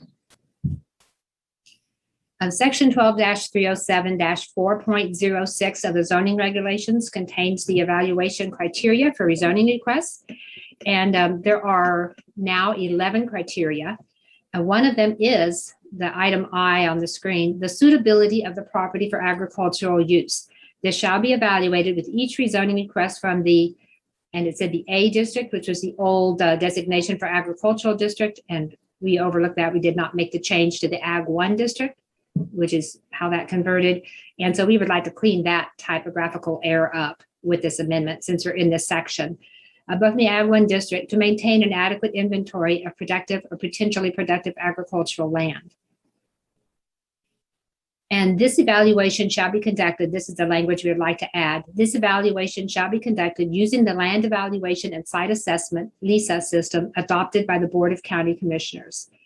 And so that would be the text amendment we'd like to see, and I'll be asking you to make a recommendation on that.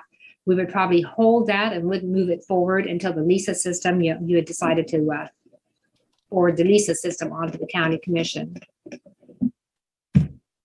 So with the LESA system, and I'm sorry, I've probably gone over these before, but we have the several proposed parameters, farmland classification, soil capability class, the vegetative productivity, the location, and we're only looking at in relation to the urban growth area, not to other parcels, just looking at where is it in the urban growth area.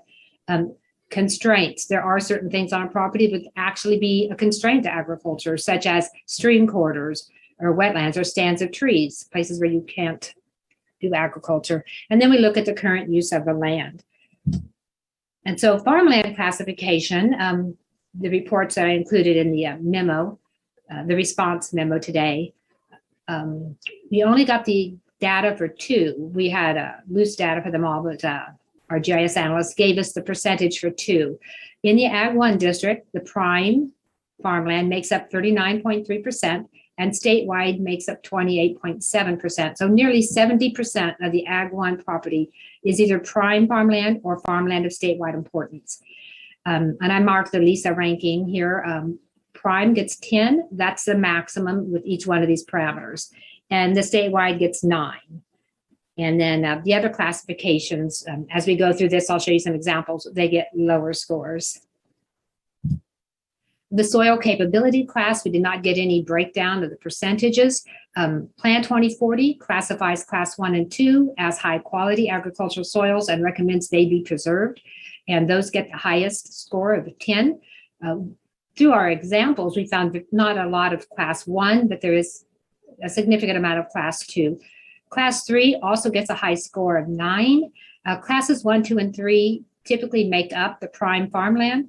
And class 3, I had several reports and memos, but in the memo provided with the LESA information in your original packet, it kind of gave a definition of all of these different soil types. And class 3 is soil that may have some issues. It may take some work, but it's still considered good soil. So it got a ranking of 9.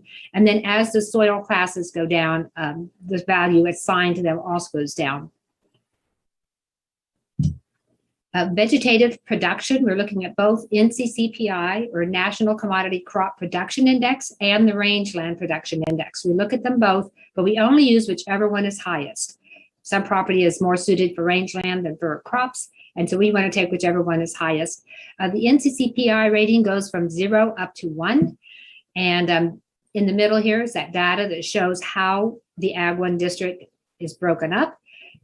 Primarily, most of it is in the 0.4 to 0.5. And I think we have about 7, 12, maybe about 20% is above that. That gets the highest rating of 10. We're proposing 8 for the rating between 0.4 and 0.5. And 8 out of 10 is still a very high rating. It's just not the very highest. And then things that are lower than that is 0. So we're seeing a pretty sharp drop off just because so much of the property of the AG1 district is 0.4 and above. And then we look at the rangeland. This is measured in pounds per acre per year. And we have the acres in the AG1 district and then also the percentage. And again, the largest is down in the lower productivity between 3,000 and 4,000 pounds per acre per year. And so the items above that, which are about 40% of the district, would be given a score of 10. The 3,000 to 4,000 would get a score of 8, and those below that would get a score of 0. And I'll show you some examples, but we went through a lot of different examples and tested different properties. We did not want to create a LESA system that gave us a result of high for every property, because we said we want to minimize the conversion of agricultural land, not actually prohibit it. So we wanted there to be some properties that came out on the low side. And we have not found many, but with these ratings, we have come up with some.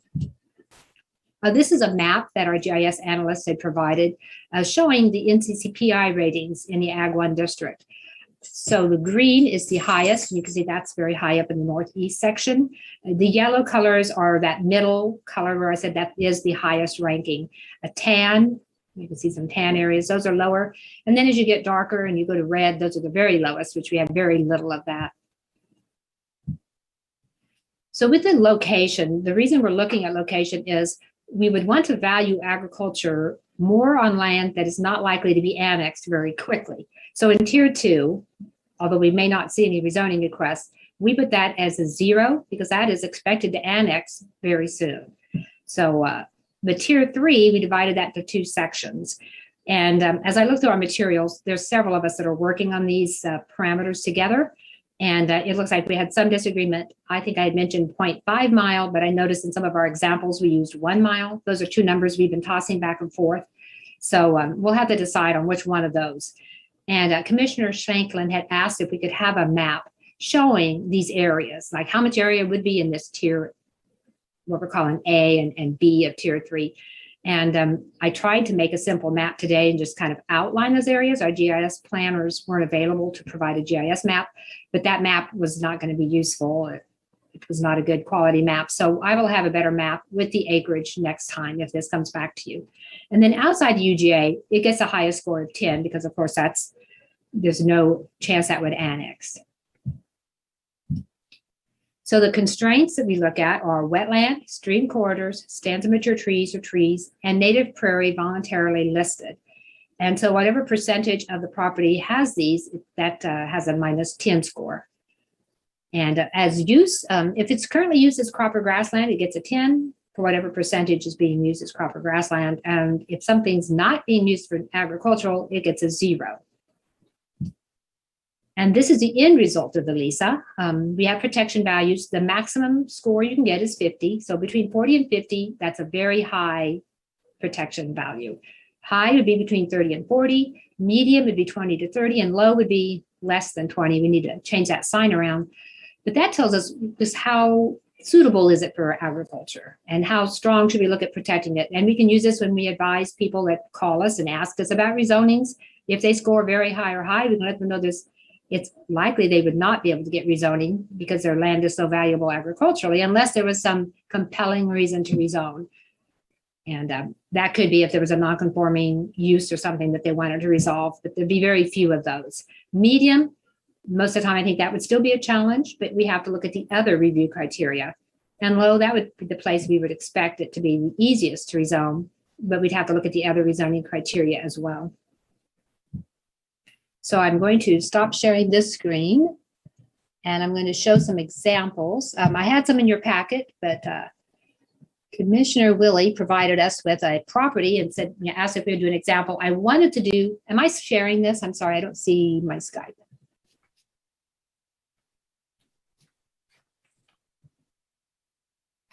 Okay, am I still here? Am I still sharing? I assume that I am. Jeff Craig, Plain Developers, Mary, we're not seeing a screen share on our side yet. Okay, maybe I did something wrong. Let me go back to that. So I need to do share screen.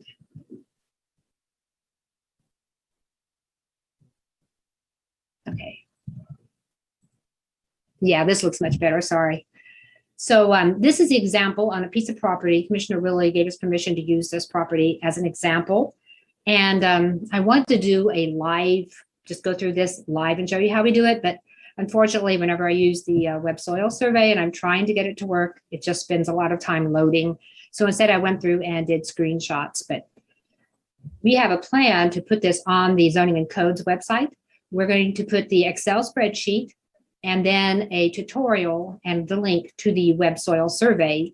It's not hard to use. It's not really intuitive to know where to go to get these parameters, but we'll explain how to do it. That way, members of the public who are interested, they can go review properties, their own properties or others, and you commissioners can go in and you can look at different properties to see if you feel like the parameters are correct.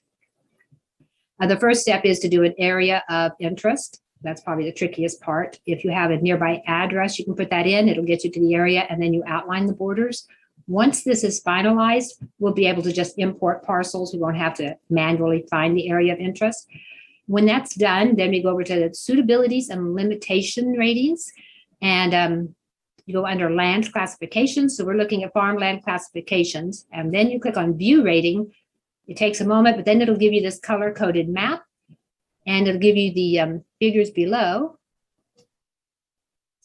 How to get down there.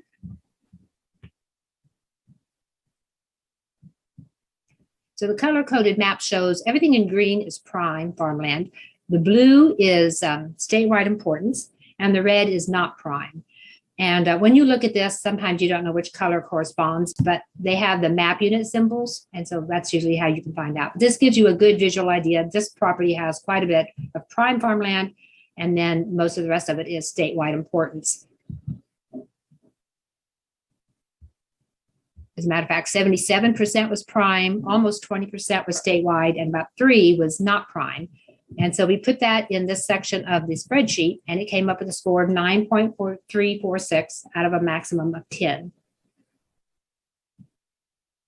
So then we were looking at soil capability class.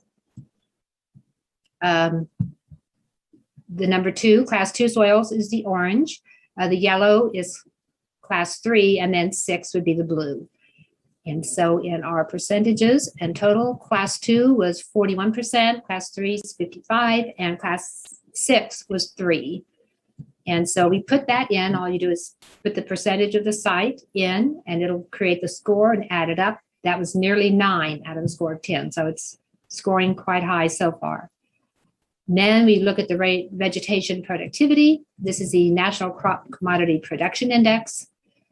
And we had basically ratings 0.7 and above. We had between 0.5 and 0.6 and between 0.4 and 0.5, with most of it being 0.7 to 0.8, which is relatively rare to get that high. I haven't seen many. And then we have quite a bit in 0.5 to 0.6. So this came up with 9.5. And then the rangeland productivity, which is measured by pounds per acre per year, it came up with about 64% in the 3,000 to 4,000 range and about 36% in the 4,000 to 5,000. And that came up with a score of 8.71, which is still high, but not as high as the NCCPI. So we would use the commodity crop index to come up with this evaluation. Then we look at constraints, and we have various maps that we use for constraints. So it may be difficult when you're doing your own. You kind of have to use your own intuition.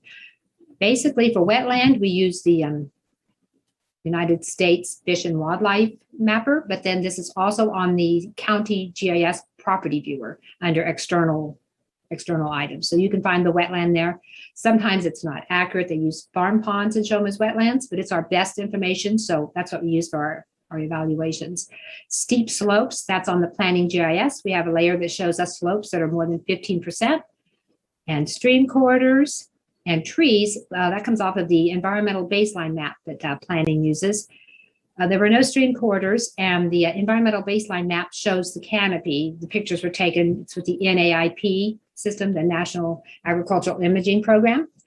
So when we look at this, we would not take into account the trees that border the property, because those are the tree lines along the fence rows, and those can often be put there for erosion reasons, could be considered a part of the agricultural use, but we would consider the trees on the interior. And we just do the simple measuring tool, and it came up to about 1.8 acres of trees, or about 5% of the site. So we put that in, and that yielded a negative 0.5 score. So the location, the property was 100% outside the urban growth area, so it got a 10. And then the current land use, well, 95% of the site is being used for agriculture, and that 5% that's in trees is not, so we got a 9.5. And the overall score was 46.87, which would put it at very high. So in the overall spreadsheet, this would be the ranking that a person would see. And when rezoning requests come before you, the entire spreadsheet would be provided with that. So you would get all this background information when you look at those calculations.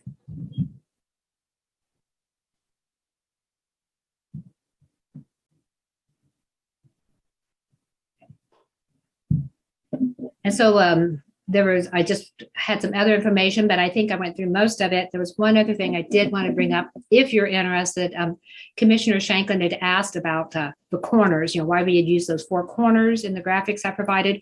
Those were just for examples to show the diversity and kind of the trend in the county.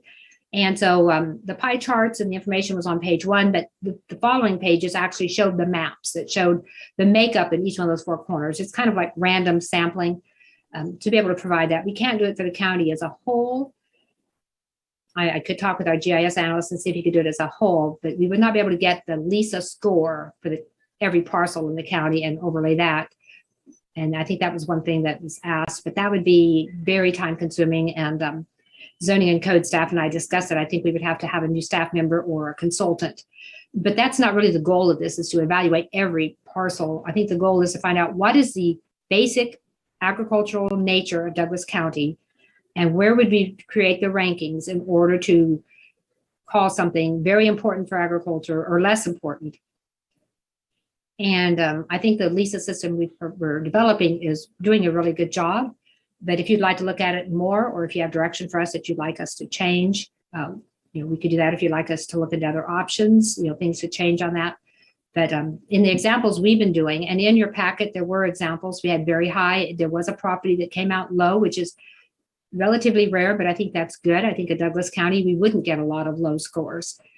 And when we do our rezoning reviews, this is just one of the factors you would take into consideration. So if you had a low score, it doesn't guarantee you that you'll get your rezoning. It's more likely, but you have to look at the other factors. Also, if you get medium, it doesn't mean you won't be able to get a rezoning, depending on the other factors. But if you get high or very high, I think it would be challenging. Or even if you're on the high side of medium, it'd be challenging. But these still require decisions.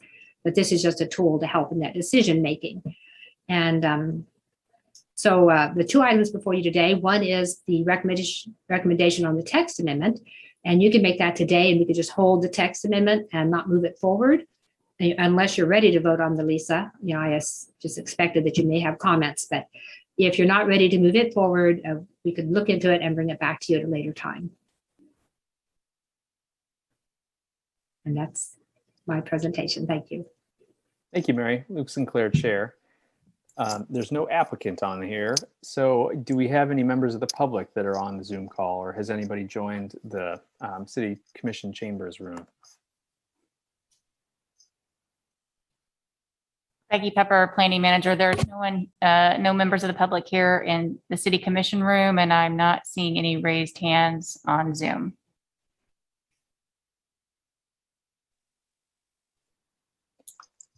Luke Sinclair, Chair. Thank you, Becky. Okay.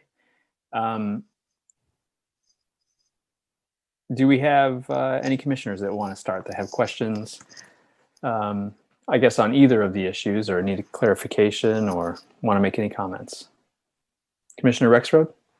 Thank you, Commissioner Rexroad. First, I want to say this is just a great, impressive body of work. So very much appreciate what you're doing here. Big fan of data, big fan of tools like this to help us understand, large situations. And I also have an appreciation that some of the the values that we use within calculations have a pretty big impact on outcome. And my questions, I think, come around from a little bit of that. I had noticed that as you were talking about how you had assigned negative through 10 plus 10 values to certain characteristics, there wasn't a linear progression of those numbers applied there. So for example, there was one, it was around, it was a rating of the value of the type of soil. And forgive me, I didn't catch it in the slide to name it specifically, but in the bottom half, there was a set of values that were the largest amount of acreage, but it still had a value of 8, even though it seemed to be on maybe below the midpoint. So I was just curious about how those values are assigned, because something like that, a value of 8 there, particularly associated with a large acreage, could have a pretty big impact on overall valuation of soil. And then a follow-up question to that is, how are all of these values monitored? How are they monitored? How are they reviewed over time to make sure that we are in fact what we would consider to be accurate? Mary Miller, planner. With these classifications, 8 is actually a really high rating. Yes. 10, 9, and 8 are all high ratings. And so even though there was a lot of it, it's almost what you consider this is our standard for the county. So it's not the very best of the best, which is what 10 and 9 would be. It's good, really good. And so that's kind of where 8 would correlate with, and so if everyone had an 8, each one of those parameters got an 8, you would still be considered very good, very good and important for protection. Right. So we played with those ratings quite a bit. A lot of that just had to be field tested. We pulled up properties and it looked like great farmland, and we go through the ratings. And if we assigned too high of a point, all we ended up was very high. And we don't want to LESA that everything in the county is too good to even think about. I mean, we probably wouldn't think about rezoning it if it was even in the high medium range or even in medium. It'd be very difficult. So we were trying to get a realistic array of the quality, not exactly the quantity. And so, yes, we have a lot of that is in that group that we gave to the 8. It's still a high rating, but it's just kind of trying to show how that ranks in agricultural productivity. Okay. And your other question about monitoring. So is your question about how would you make sure the LESA is doing the job? Like when we bring products forth that the LESA scores match what's the agricultural productivity, or how we actually look at the LESA scores? Yeah, so that was a poor choice of words on my part. Commissioner Rexroad, poor choice of words on my part. Apologies. How my question is around how do you review? We're making some good. I'll use the word guesses or estimations of approximations of where we think those values should be today. Is there any process that will be in place for ongoing assessment to make sure that we do think those values still make sense, are doing the job of representing these soil types properly? You've asked me, planner Mary Miller. I believe as we go through them, we would be looking at and I hope I understand your question right. We'd be looking at the result of what the LESA is. You can't really look at a piece of property and just say, well, I know that's good agricultural land. I know that score is too low.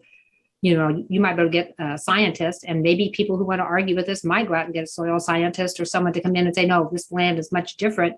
But we're just relying on this information that comes from the Department of Agriculture. And from the NRCS, they update it occasionally, but we'll have the version they give us most recently. It's in our GIS system. So it just goes from the Department of Agriculture into our system. Got it. Thank you. Thank you. Luke Sinclair, Chair. Commissioner Willie, our resident soil scientist, do you want to offer any comments? Willie, Planning Commissioner.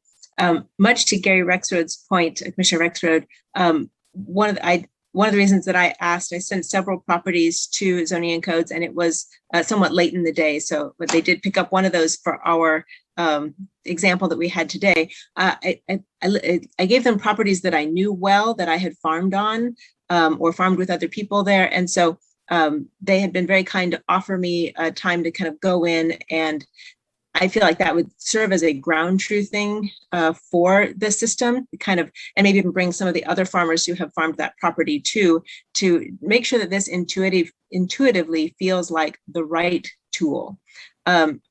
So far, I do have a level of comfort with it, though I didn't expect to. It worries me to put a numerical value on something because we will give it so much weight after we do that. It's hard not to. And there will come a time when you don't have a soil scientist on your planning commission fairly soon.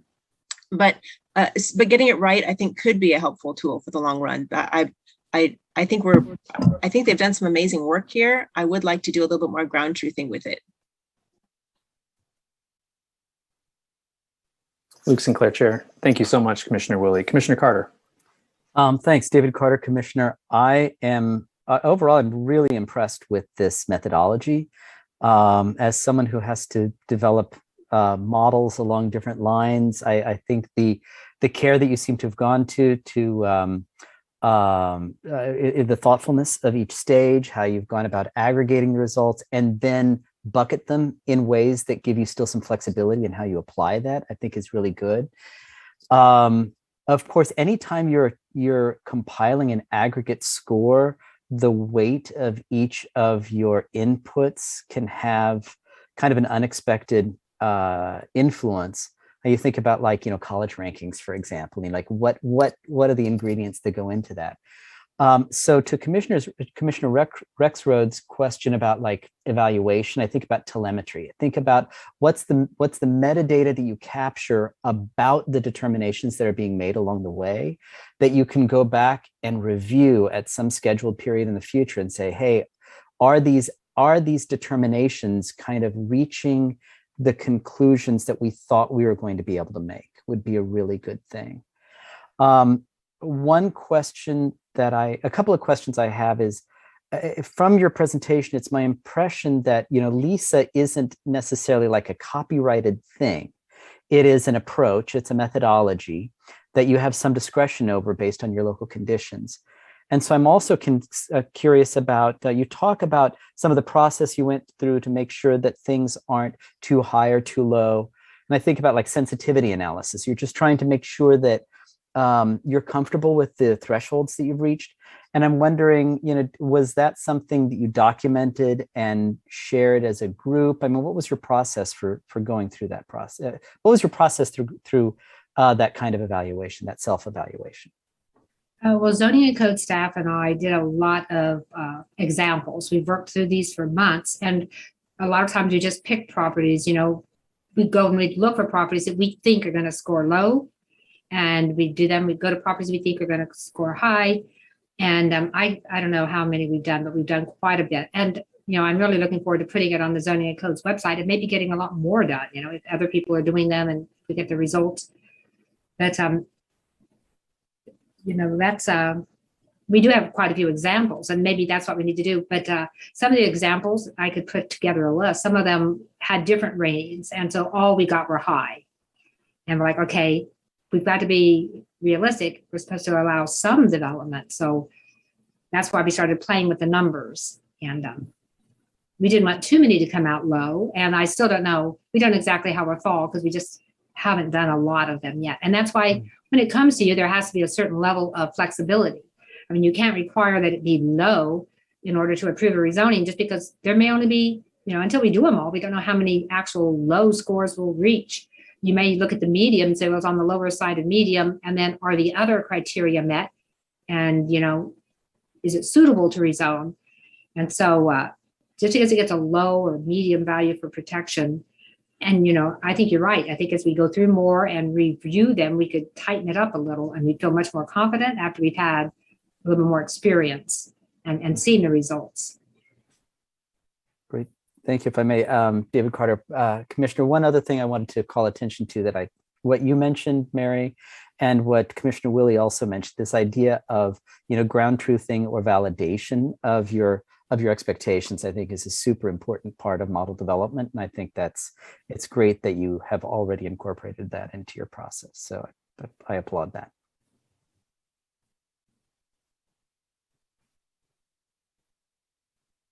Luke Sinclair, Chair. Other comments? Commissioner Willie, did I see your hand go up? Yes, Karen Willie, Planning Commissioner. Commissioner Rexroad, I also heard you mention about the nonlinear nature of some of the coding there. And that's actually one of the things that makes me comfortable with it, because it does skew towards the fact that we are an agricultural county because we have great soils. So the majority of our soils should rank pretty high because they are some of the best in Kansas, which is some of the best in the world. So even though it may be average for Douglas County, it is far above average for any other area that you might associate it with. So I liked that part of it. Most of our farming happens on class 3 and 4 soils. And so the break was made kind of between that. So class 1 and 2, very good. Class 3, still very good, but not cream of the crop.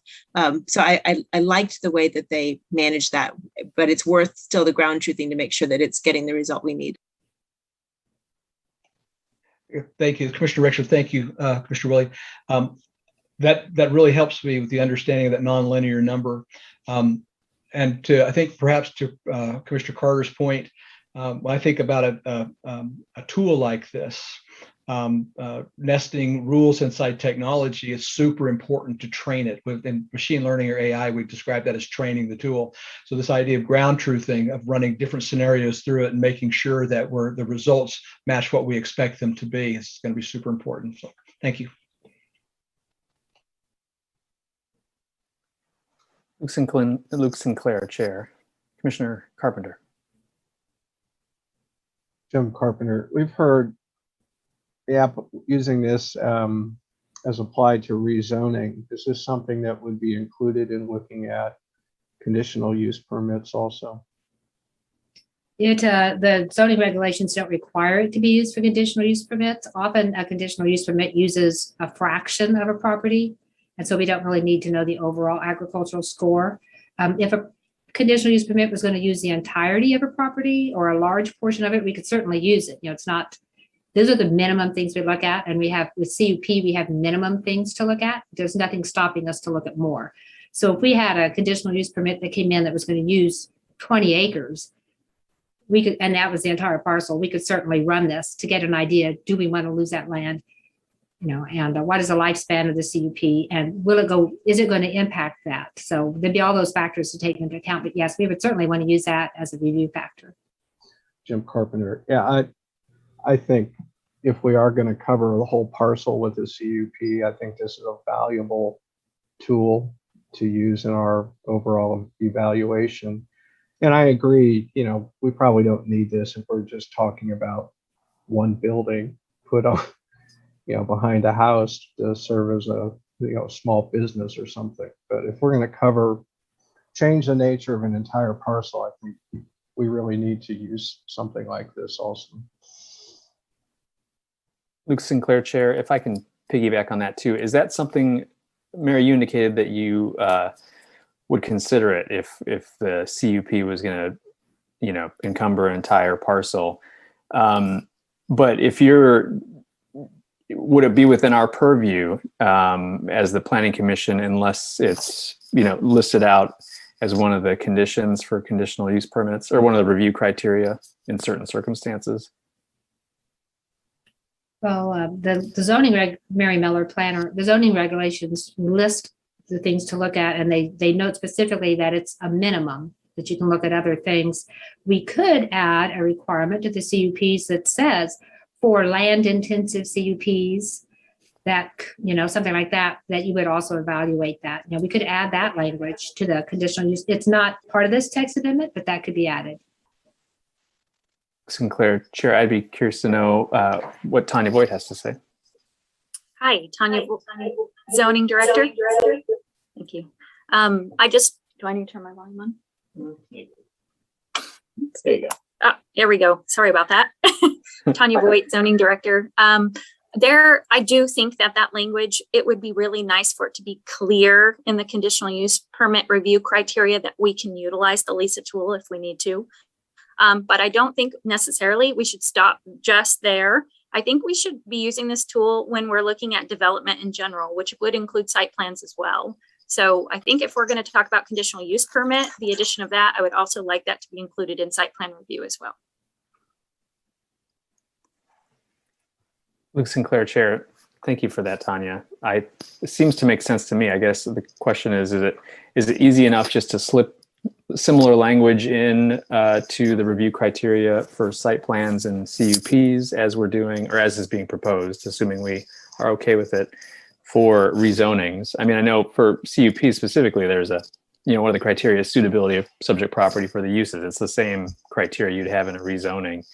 And I just don't know, though, if it would have to be a little more tailored if we're going to just consider it on uses that are going to take up an entire parcel versus a fraction of it. Something, I guess, to consider. Commissioner Shanklin, I saw your hand go up. Greg Shanklin, Planning Commissioner. I have a short list of about 6 things that I'd like to cover. But first, I wanted to thank Mary and whomever among the staff helped her for jumping through those hoops I put in front of me yesterday. I really appreciate the work. And in general, as others have remarked, this looks like it has the makings of a really good product. I begin though with the thesis that this is a tool that's to help us understand what we need to do to preserve an inventory of agricultural land. So first off, to the point of ground truthing, the thesis is not to ground truth against individual projects, but rather against the whole. And I'm not sure we fully understand what the inventory is. And the way I asked my question, unfortunately, it didn't get to the point of what agricultural land is there that's not AG1. And I don't think it's acceptable to respond that AG1 is what we're dealing with because of the zoning code, because I think our comprehensive plan tells us that we want to deal with all agricultural land. So I'm thinking mostly about those properties that are 19, 18, 17 acres, but could range down to whatever size of parcel can be made productive. And so do we have a sense of what the totality of the land is that we're dealing with? That's my first question. Mary Miller, planner. I think I understand your question, but I could be wrong. And I know zoning and codes provided some statistics. Some are the number of parcels, but then they also had some data on the area that's included in different kinds of parcels. And I know about 70% of the Ag 1 district, which I know you're not asking about Ag 1, but they could probably come up with statistics for Ag 2 as well. And I may be wrong. No, it's 70% of the rural area, I believe, not Ag 1, consists of parcels of 40 acres or more. And then parcels of 20 acres or more makes up less. So 70% of the rural area is large parcels, 40 acres or more. And then it goes less for 20 acres. And then, the smaller parcels, while there's more of them, they make up a smaller percentage. So we do have that data. And the intention of that is so that they can monitor how often the 40-acre parcels are divided down to 20 acres through our exemption. We have like a 20-acre exemption.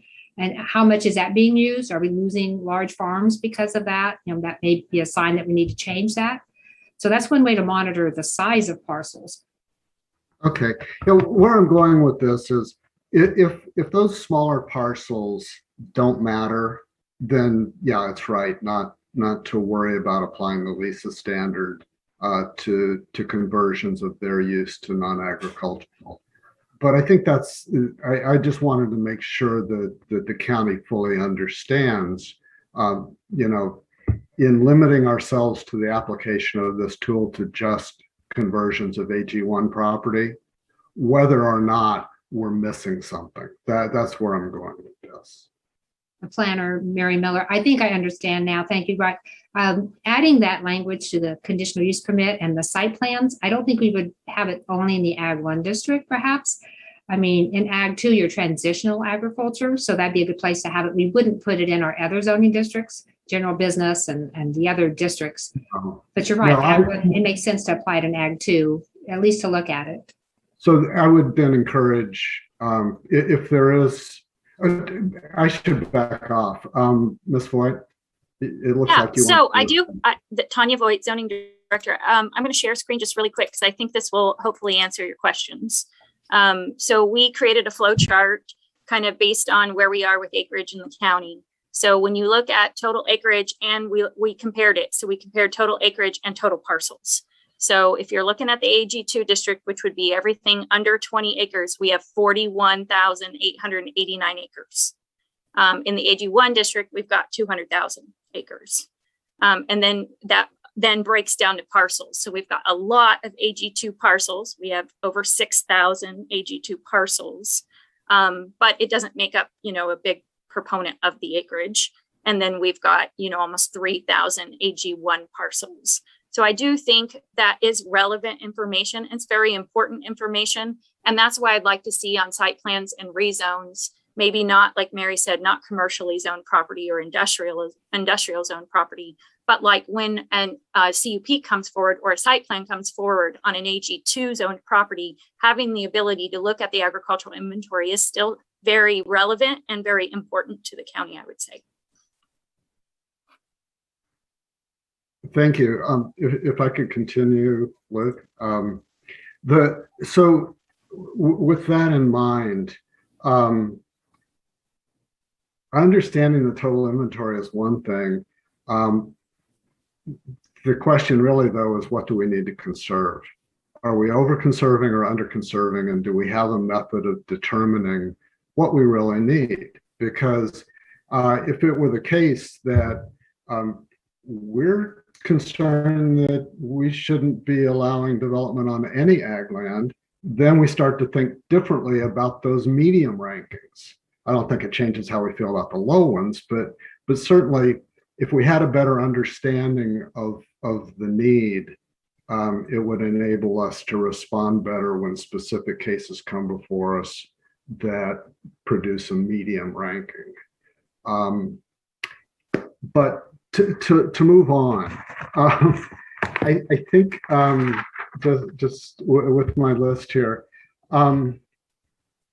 using a percentage factor is really, I don't know, it's troubling to me because as I mentioned my question in the email that I sent Mary, it has a way of diluting the ranking without a logical underpinning. We're talking about ag land that we want to preserve, not land that is by virtue of environmental constraints or physical constraints or size constraints, not relevant to the question, is the ag land something we want to conserve? So I would just ask that you eliminate the percentage factor. If what that means is that we need to create tools that allow potential developers to say, well, I've got some land that is clearly not useful for agriculture and I'd like to have that rezoned, but they lack the ability to subdivide for one reason or another. Find a way that we can conserve the land for agricultural purposes that is valuable for that and allow development on land that is valuable for other rural uses. So I just think there needs to be more creative thinking on that point. I don't think current use should be a factor in the LESA tool at all because it's a golden factor. So we're just kind of sort of double counting it. And I don't think that we really want to do that. And again, I think that natural constraints should include size. That's where it becomes important as a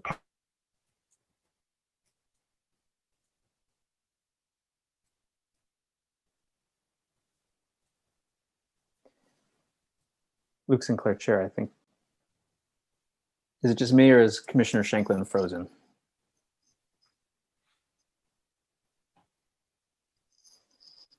I don't know if you can hear us, Commissioner Shanklin, but your video feed is frozen.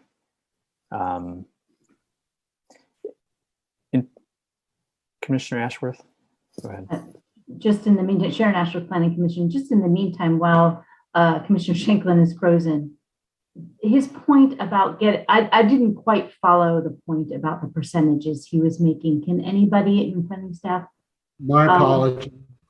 I was dropped there. I don't know if anybody heard anything that I said because apparently my connection's bad. I think Luke Sinclair, Chair, I think we heard quite a bit. I think you maybe just pick up your last thought. Okay, or maybe my broadband's telling me I talk too much. But I just have 2 points. I was saying that I don't think tier 3 should have anything but a 10 ranking. The fact that it's not intended to be developed, then we ought to preserve it as ag land until it is intended to be developed. And I guess, I have questions around what it means to be a medium ranking. And are we going to be able to think objectively about that or not? Anything that has a label of medium really ought to be able to take into account what our need is for ag land preservation against the whole. And to just label it as medium and go on the way we have been with the case by case, I don't think is going to be a helpful standard there. So thank you very much. Thank you, Commissioner Shanklin. Luke Sinclair, Chair. Commissioner Ashworth, did you want to ask your question again now that Commissioner Shanklin is back on? Sure.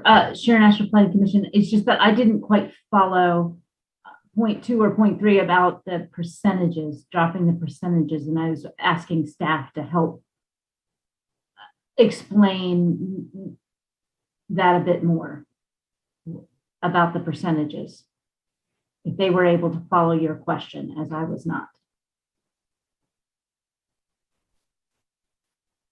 I can answer what I believe that he means and how I look at it, and he can let me know if I'm wrong. But the Mary Miller planner, in the memo, he mentioned if you had an 80-acre parcel and someone wanted to rezone it, and 30% of it was great, you know, a really good farmland, but then when we did the whole 80 acres, it received a low score, and that's a possibility. However, when you rezone, if someone came in with 80 acres to rezone, and you'd be rezoning to Ag 2, which would mean you'd want to divide it into certificates of survey, and then you'd be creating 8 parcels.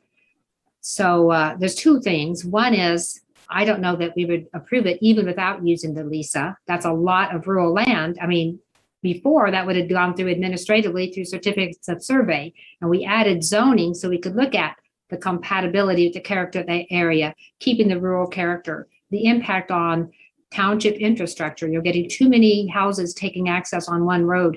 So I think it would have trouble being approved even without using the LESA at all. But I think and most people would do the 20-acre exemptions that we have. And then they would come in and ask for rezoning of 20 acres, just knowing that we're going to be shell shocked if you come in and say, we want to rezone 80 acres. That's going to be like, you're doing a whole subdivision. So but if they did come in with 80 acres, we have the ability to look at the LESA value on 2 halves of it because it's so large. And we could say, well, we could recommend rezoning of this eastern portion, which comes up really low, but the western portion, that's prime farmland. And then you'd still have to look at the other factors. If it's out in the southwestern corner and there's no other homes around and, you know, it doesn't seem appropriate, even if it scores relatively low, we may not be able to recommend approval. And that's where I think I can understand where you're coming from. We don't expect to get a lot of 80-acre rezoning requests because I think then they'd have a lot of other challenges, but we can divide the LESA up. Now we can give you an overall score, and then we can give you scores for each portion. Luke Sinclair, Chair. Well, I mean, I guess, did you want, Commissioner Shanklin, you can go, and then Tanya, if you had something to add. Okay, Greg Shanklin, Planning Commissioner. I just wanted to respond to that. First of all, I chose a 41-acre parcel because I think we've had one of those recently. And my point was to demonstrate that depending on the combination of and obviously proportion of good ag land versus land that isn't so good, that the non-ag land can be dilutive to the concern of protecting the ag land that we want to preserve. And it doesn't have a rational basis. I mean, it just happens to be what the meets and bounds description is of that particular parcel, and not the underlying substance that we're concerned with, which is the agricultural use. So I think it is better to find a tool that segregates the ag land, evaluates it as ag land, and then to the extent that we need to find creative means to convert the other land to a good rural use that's not ag, then we do that. I understand the practical application of the procedures, but to me, if we had a 19-acre parcel and we were going to decide to apply the LESA standard to that. If 10 acres were non-ag and 9 acres were, that would result in, a medium ranking for those 9 acres that were prime farmland. And that just doesn't seem to be logical to me. Tanya Voigt, zoning director. So if someone were to apply for a rezone of 20 or 19 acres and splitting a 10 and a 9, if we were to have the ability to run the LESA tool, we would run those separately. So that 10-acre lot that is prime farmland and that would ultimately, be full of farming, that would actually rate high. If we were running the LESA tool, we would run those individually based on the separate parcel ownership or the proposed separate parcel ownership. The next thing I had a comment about was the size. So we really struggled with this because if you are going to incorporate size, obviously the goal is to preserve and conserve large acres if we can, large contiguous parcels of land. And so that would automatically get a heavier weight. So if there were 160 acre parcel, it would be, say weighted at 10, or an 80 acre parcel, it would be weighted at 10. Our concern is because you can do administrative agricultural subdivision surveys that obviously people will understand that process. They will figure that out and they will go ahead administratively, reduce that parcel down to 20 acre increments and then ask for what they're asking for. So then we're unnecessarily subdividing land and encouraging landowners to be subdivided as an unintended consequence. And so that's why we did not include size in that. So just FYI. Sure. Luke Sinclair Chair, Commissioner Carter. Thanks, David Carter. Commissioner, I just wanted to address Commissioner Shanklin's critique of the composition of the different soil types or the different soil capacities. And one reason why I'm not particularly concerned about the percentage is that because a report would show the work, we would see what individual percentages were present on the site, and that would introduce both professional staff and to commissioners the ability to use discretion to make suggestions or evaluations on a case-by-case basis. So I think the percentage is an approach to get at the score based on the parcel size. But the report itself, the fullness of the report, gives a richness of data that allows policymakers to extract more, to extract more value from the information. So that particular issue doesn't concern me particularly. Luke Sinclair Chair, Commissioner Willie. Erin Willie, Planning Commissioner. I have a couple of points, but I'll just stick with one for now. Commissioner Shanklin mentioned about not being comfortable with the current land use as something that comes in as a factor. And I actually I think we should explore it some more. I'm in favor of keeping it for the most part, because if the idea is to preserve farmland, then the fact that it is being farmed and has some commitment to being farmed seems to help that. But I think we have to be careful about what falls into what is farmland and what isn't. Or what is being farmed, what does that mean? So the property that we looked at in our example, I own, and 10 acres of that is being put back to native prairie. So does that mean I'm farming it, or does that mean I'm not farming it? I may graze that at some point in the future, but I may not. So just making sure that land like that, or land that is small prairie remnants that may not be actively used for any farming purposes, but may or may not be listed and come through, that those kind of, what we could say fallow grazing land or fallow grassland, that would also count as farmed. So then what would be not farmed would be quarries. It would be land that has been old pasture land that's been let go to cedar trees for so long that nothing else can happen there. I'm all for putting houses on that. That's about the only land we can say isn't going to be used for anything if we don't intervene. So it's just exploring what it means, farmland versus not farmland, but I would be in favor of keeping that. Luke Sinclair, Chair. Commissioner Shanklin.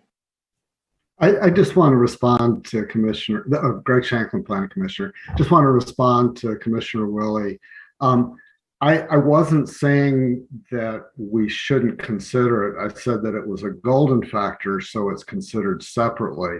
My concern is that it doesn't deserve a numerical ranking, but rather is separately considered as a golden factor.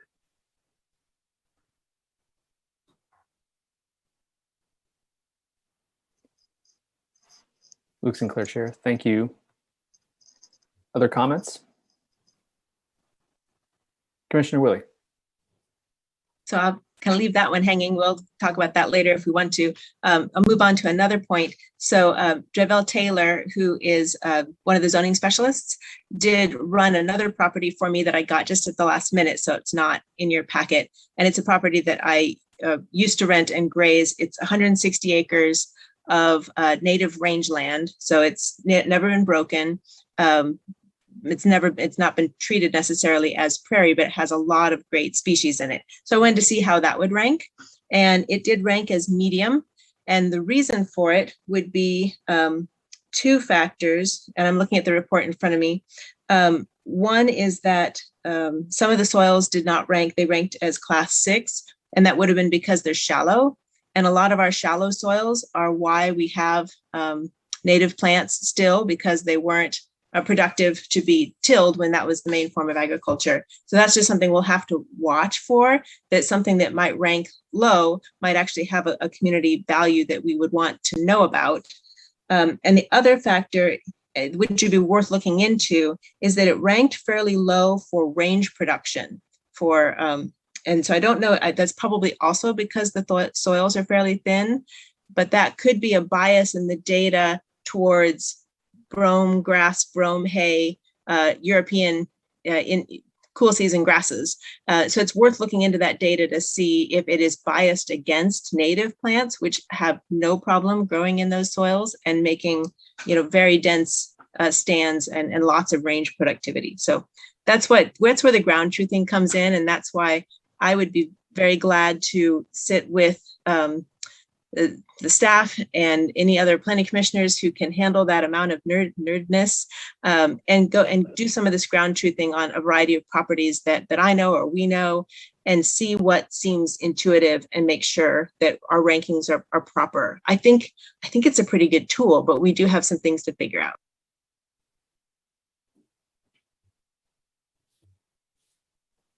Luke Sinclair, Chair. Thank you, Commissioner Willie. Commissioner Rexroad. Yes, Commissioner Rexroad, I would very much welcome a chance to nerd out with you on running that tool. I'd very much appreciate the chance to see that in action.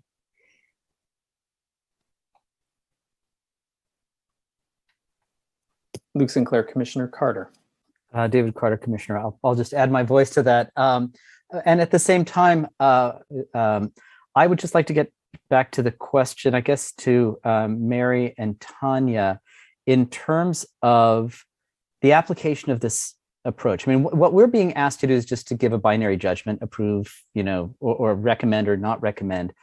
But as far as the plan for implementation, I'd be really interested in knowing whether there is an expectation to revisit this on a regular basis and incorporate, the past experience, and kind of to Commissioner Shanklin's point about, whether we're achieving what we intended to achieve, to evaluate, how we're doing. Mary Miller, planner. I don't think we had thought of that, but I think that's a great idea. When we adopt the LESA, it could have a 2-year reevaluation. We don't do a lot of rezonings in the county, so a 1 year, we might only have like 3. So maybe a 2-year evaluation where we go through and we look at what zonings came through, and we'll all have seen them. We'll all should be very familiar with them. And so just keep an eye on them, but every 2 years or every so often, recalibrate is probably a good idea. Evaluate and recalibrate if we need to, if we think that our scores are coming down too low or too high. And, and I think we need to define what medium means, and that'd be a good thing to include in our LESA, because to me, medium is a pretty good score. If you have medium farmland, if we're minimizing the conversion of farmland, only the lowest of the minimum, I think, would be something we'd say, wow, that's a good candidate. And we thought about having another category like low, medium, but then that almost invites people to, it encourages them. Yeah, this is right for it. So I think we just need to use in the medium. There's going to have to be some decisions made, but if you're not on the lower side of medium, and even if you are, it's still a good rating. But yeah, I do think reevaluation and then recalibrating as we need to, and maybe bring that back to the commission with a report. Thank you. Luke Sinclair, Chair. Commissioner Rexroad. Yes, Commissioner Rexroad, thanks. One quick question. This tool is designed primarily about protection of ground, but as we talked about in the very beginning of the conversation, the other side of that is to help identify areas that might be more suitable for development. Given that, I wonder if it would make sense to include someone from our economic development community chamber or someone to just give inputs as this is built out. Planning, Mary Miller. I think having their input in the rezoning overall is a great idea, but I think the LESA tool is intended only to look at agriculture. That's all we want to look at is it suitable for agriculture? And on the other side, yeah, if somebody wants to do a rezoning to commercial, I think getting the economic experts' advice on that, it would be a really useful part of the rezoning review, but not necessarily of the LESA. Since we've got that, we only want to focus on agricultural productivity or potential.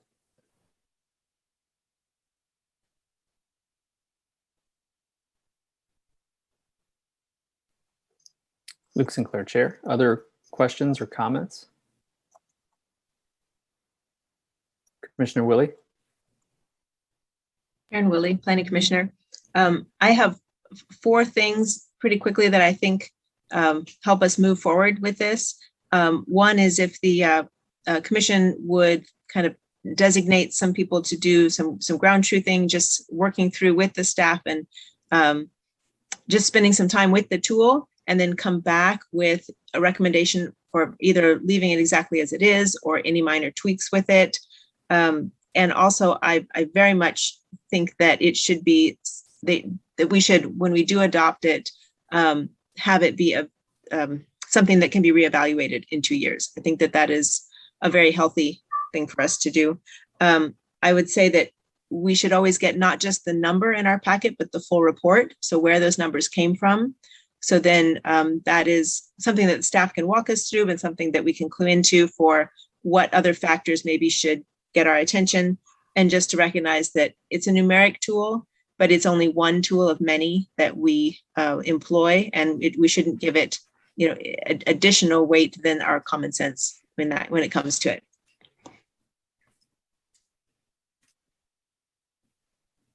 Thank you, Commissioner Willie. Luke Sinclair, Chair. Other questions, comments? Commissioner Carpenter. Jim Carpenter, Planning Commissioner. I'm just trying to make sense in my own head about where we're going. We've got 2 issues here. It might be helpful if we could come up with a list of tweaks to the text amendment that we're considering. And I think the second issue is, however we want to call it, stress testing or whatever, the actual LESA calculations. And specific concerns on that. To me, it'd be helpful if we could just approach those one at a time and just try to get a list. Do we want tweaks to the text amendment? And if so, what are they? And then as far as LESA, the specific concerns that have been raised so far and who we would like to work with staff a little bit just to run some examples, because I'd be happy to do that. Karen and I did meet with Tanya and Mary by Zoom and talked about this a little bit, and they alluded to that. And that was helpful in trying to get in our heads, at least, just where we were going.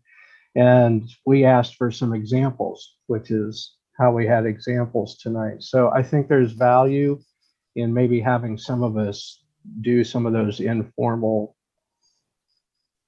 processing with with the planning staff, just so some of us, at least when we come back next time to discuss it, can say, here's what we saw, here's what we experienced with it. Because I think that would help all of us. So however you want to go, but let's try to, if we could, just divide it into the two separate issues and what we're going to do on those. That would help me, because we're going back and forth a lot here right now. Luke Sinclair, Chair. Thank you, Commissioner Carpenter. And you sort of read my mind. I think based on what I've heard, it seems like the text amendment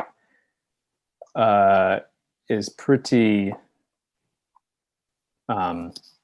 clear. The only things I heard were adding LESA as a consideration to CUPs and site plans. And if there's anything else that I can't remember or missing, we should speak up. But that seemed to be maybe the amendments or the changes to the current proposed text amendment that we would have.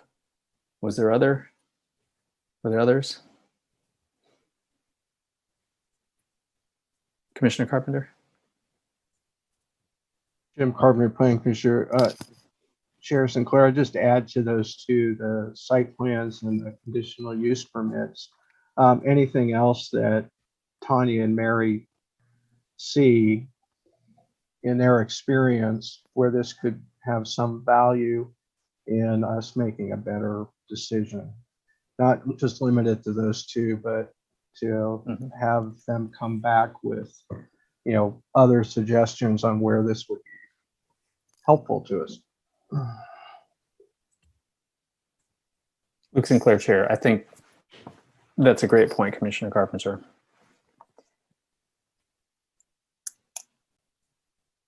Does anybody have any other thoughts on that? I mean, does anybody else have thoughts on that? Or does that pretty well encapsulate what we would be looking for the text amendment itself? I'm not seeing any hands going up. So I mean, a question would be, should we vote on that now? Or we could come back and have two votes at the end and just focus as for the issues that we're looking for staff to look into on the LESA system, in addition to what sounds like almost like creating some sort of an ad hoc committee to run the ground truthing. So I mean, I guess, why don't we just, Commissioner Carter, go ahead. Thanks. David Carter, Commissioner. I guess one question I have, and maybe this goes back to Commissioner Carpenter and his intention, but whether the first motion would be contingent on the second. I mean, I think, in my opinion, it probably makes sense to do them both at once, because to go ahead and vote on the text amendment to approve LESA before we've defined what actions are going to be taken I think would make sense to consider both first and then vote on both. Jim Carpenter, in my mind, Commissioner Carter would be simply deferring everything until we can do both of these things at the same time. That's where my head was with it, because unless we want to see the new text amendment before we make a recommendation to the county commission, and we also want to run LESA through its paces to see if we're satisfied with the results we get. So I think we should probably do both and then bring it all back and review where we are and have a vote at that time. And tonight, I think the best we can do, we've done it pretty much, and unless there's more to add, and we just defer it until it's ready to come back. Luke Sinclair, Chair, that's fantastic. I agree. I guess question for staff is, what you've heard from the commissioners so far enough for you to run with, to bring back, or do you need sort of a recap, I guess, from some of the ones that have offered concrete suggestions and requests for changes?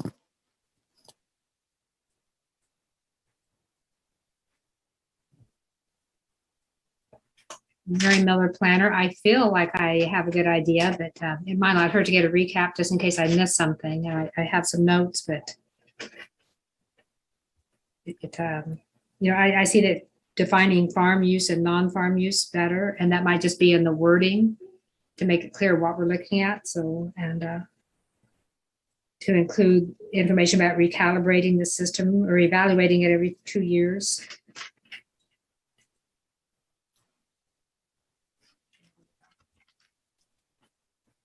So I think I have a lot of information, but if you wanted to recap it, that would be helpful. Luke Sinclair, Chair. I guess maybe to save Mary from having to watch this again, does anyone want to volunteer just to quickly sum very shortly, I guess, what the main things they're looking for are? Commissioner Carter. David Carter, Commissioner. I can't sum up all of them, but one thing I can add is a request to staff to include not just the final number, but the interim calculations, so that we can see the full richness of what went into it.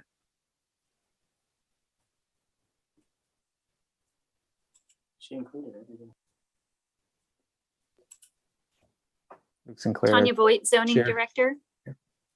Sorry. I do think that if we do have an ad hoc kind of committee, that we can kind of collectively run through all of these issues so everyone in that committee feels comfortable. And then I think then some of that stuff will be highlighted, just running through them with the ad hoc committee. Mary can comment on that if she thinks I think that would be super helpful for us.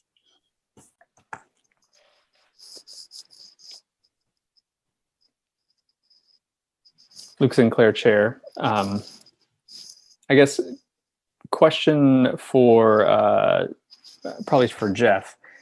Do we need to vote on creating an ad hoc committee, figure out who would want to serve on such a thing to sort of work on these thoughts and changes and revisions and process of going through the testing, out on the ground?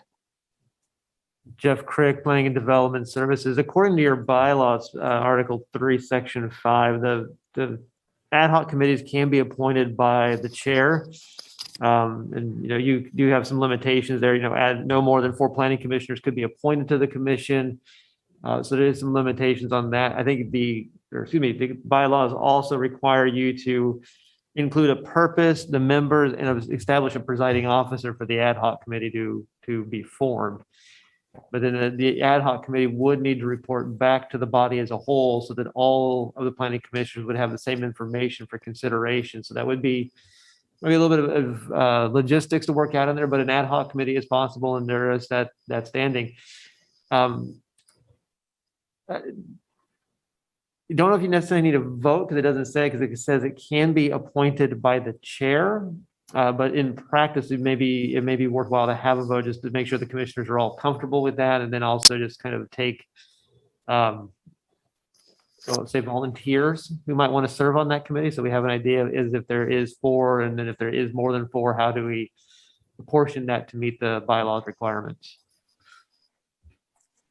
Luke Sinclair, Chair. Thank you. The purpose of this committee, I think, would be pretty brief. It would just be to work with staff to fine tune or make any suggested revisions, and then to report back what those may be. Does that sound appropriate? Jeff Crick, Planning and Development Services. That does sound appropriate for the bylaws. I would defer to the commissioners to make sure that is their intent for that purpose. Luke Sinclair, Chair, what do y'all think? Commissioner Rexroad? Yeah, Commissioner Rexroad, would this ad hoc committee, would this also be the group that did the ground truthing work within the tool? Is that part of the scope? Luke Sinclair, Chair, that was what I was envisioning, yeah. All right. That makes sense, yes.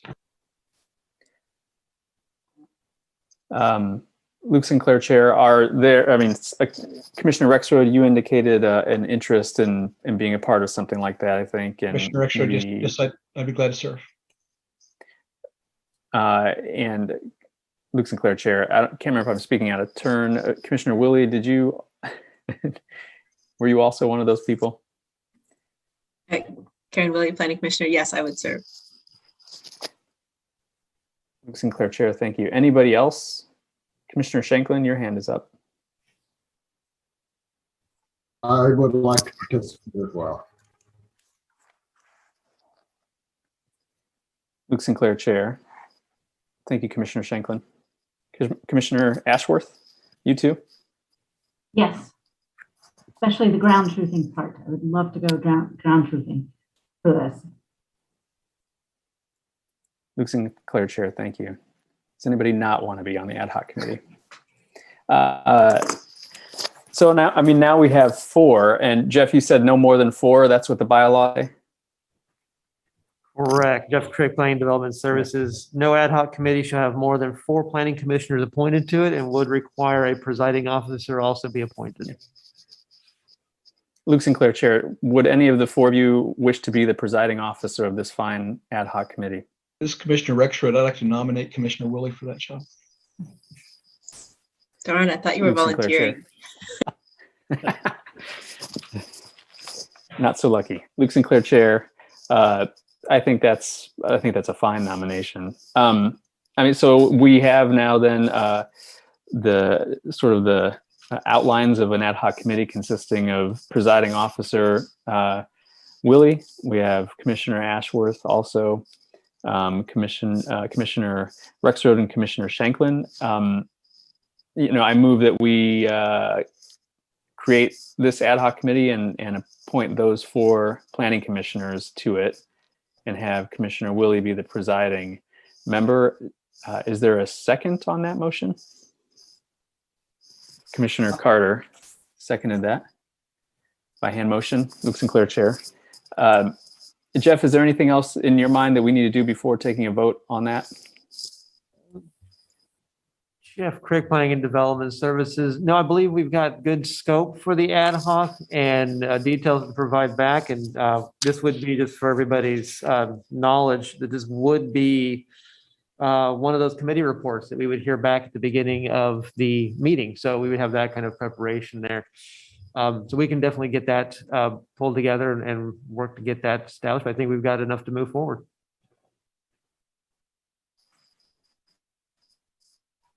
Chair, thank you. And I'm not sure I have it on this before voting to defer on the actual 2 items that are in front of us. Or is this an okay order? Jeff Crick, Planning and Development Services. Commissioner Sinclair, I think we lost your video and audio there for a second, so I'm not sure I caught the whole question. Sorry, I got a little notice that my internet was unstable too. The question was, it sounds like the way we're going for the actual text amendment and the LESA system and standards is deferral. Have I messed this up by having a motion to create an ad hoc committee before we've even voted to defer? Jeff, can we just vote on the motion and then do that? Jeff Crick, Planning and Development Services. The sequencing is a little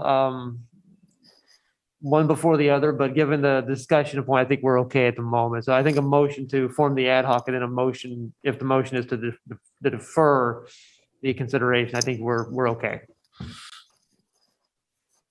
Luke Sinclair, Chair. Okay, good. Well, hopefully it works out that way. Then can you call the roll on the motion to form the ad hoc committee? Jeff Crick, Planning and Development Services. Commissioner Ashworth? Yes. Commissioner Carpenter? Yes. Commissioner Carter? Yes. Commissioner Payton? Yes. Commissioner Rexroth? Yes. Commissioner Shanklin? Yes. Commissioner Sinclair? Yes. Commissioner Thomas? Yes. Commissioner Willie? Yes. Motion passes 9-0. Luke Sinclair, Chair. Very well.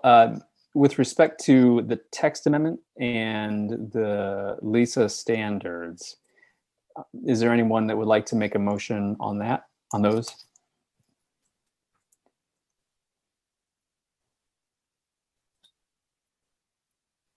Commissioner Rexroad. As Commissioner Rexroad, I move that we defer consideration of approving text amendment TA-21-00238 to the zoning and land use regulations for the unincorporated territory of Douglas County, Kansas, to establish a land evaluation site assessment system and standards as a part of the review criteria for rezoning requests from AG1 zoning district. Stop there. Luke Sinclair, Chair. Thank you, Commissioner Rexford. We have a motion to defer the item. Do we have a second? Commissioner Carpenter? Second by hand motion. Any other comments before we vote on that? Looks like none. Jeff, could you call the roll? Certainly. Jeff Craig, Planning and Development Services. Commissioner Ashworth? Yes. Commissioner Carpenter? Yes. Commissioner Carter? Yes. Commissioner Payton? Yes. Commissioner Rexroad? Yes. Commissioner Shanklin? Yes. Commissioner Sinclair? Yes. Commissioner Thomas? Yes. Commissioner Willie? Yes. Motion passes 9-0. Luke Sinclair, Chair. Thank you very much. And thank you all for abiding by my procedural problems. So that's the end of the regular agenda items. We already took care of the one miscellaneous new item we had, but I believe that Jeff has another one just to put in front of us too. Jeff Craig, Planning and Development Services. Since we were just speaking of an ad hoc committee, it might be of interest, since there are some commissioners that have interest in the, I'm going to mess the name up, but the commercial utility solar text amendment. I think I may have skipped a couple words there. Have an interest in studying that project. It may be of interest to form an ad hoc committee to allow planning commissioners to study and continue to work on that as part of the process. So I wanted to bring that item for discussion and consideration before the board this evening. Thank you, Jeff. Luke Sinclair, Chair. Commissioner Willie, you have something to say? As full confession, Karen Willie, Planning Commissioner, Commissioner Carpenter and I kind of initiated this to have a conversation with staff, and then it became, well, shouldn't it be invited to others? And we didn't know how to go about that. So this was a very good discussion, and thank you, Jeff, for bringing it forward. Thank you, Commissioner Willie. Luke Sinclair, Chair. From your perspective, and/or Commissioner Carpenter's, do you both or either of you think that it's a worthwhile thing to invite, assuming you want to participate or have an ad hoc committee, have other commissioners serve? And what do you envision that being like? Jim Carpenter, Planning Commissioner. Since we've kind of want to try to fast track this based on our discussions last Monday night, the idea has been floated of having a presentation to go through the proposed changes line by line, such as we did with Plan 2040. And I have to say, I reached out to an old college friend today and sent our packet from Monday, which has now been sent to multiple environmental and solar experts around the country. And I'm already getting responses. So we're going to have some more information coming that can help answer some of the questions that came up. So I think it would be valuable to have an ad hoc committee, because this is a huge change to land use, and with two very admirable competing values. And we're not the first county or state to address this. I'm hearing about California and Rhode Island so far that have dealt with some of this. So we might have some other things coming in, and also some of the externalities of solar and how to look at those in comparison. Especially, it looks like California has really gone through this issue and determining what lands would be appropriate and what not in agricultural areas of the state. And that's just the quick overview, a very quick overview of what I've seen come back to me already. So I think it would be helpful And if we want to keep this moving quickly, this would be one way to do it. Luke Sinclair, Chair. Commissioner Willie? Karen Willie, Planning Commissioner. I would nominate Commissioner Carpenter to head up that ad hoc committee. Luke Sinclair, Chair.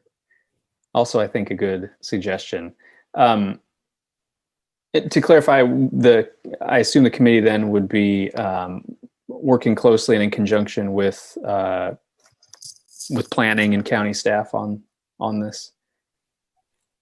Jim Carpenter, Planning Commissioner. Yes, that is what we would like it for, because planning, the staff knows what they're proposing. And I know they're struggling with big issues also.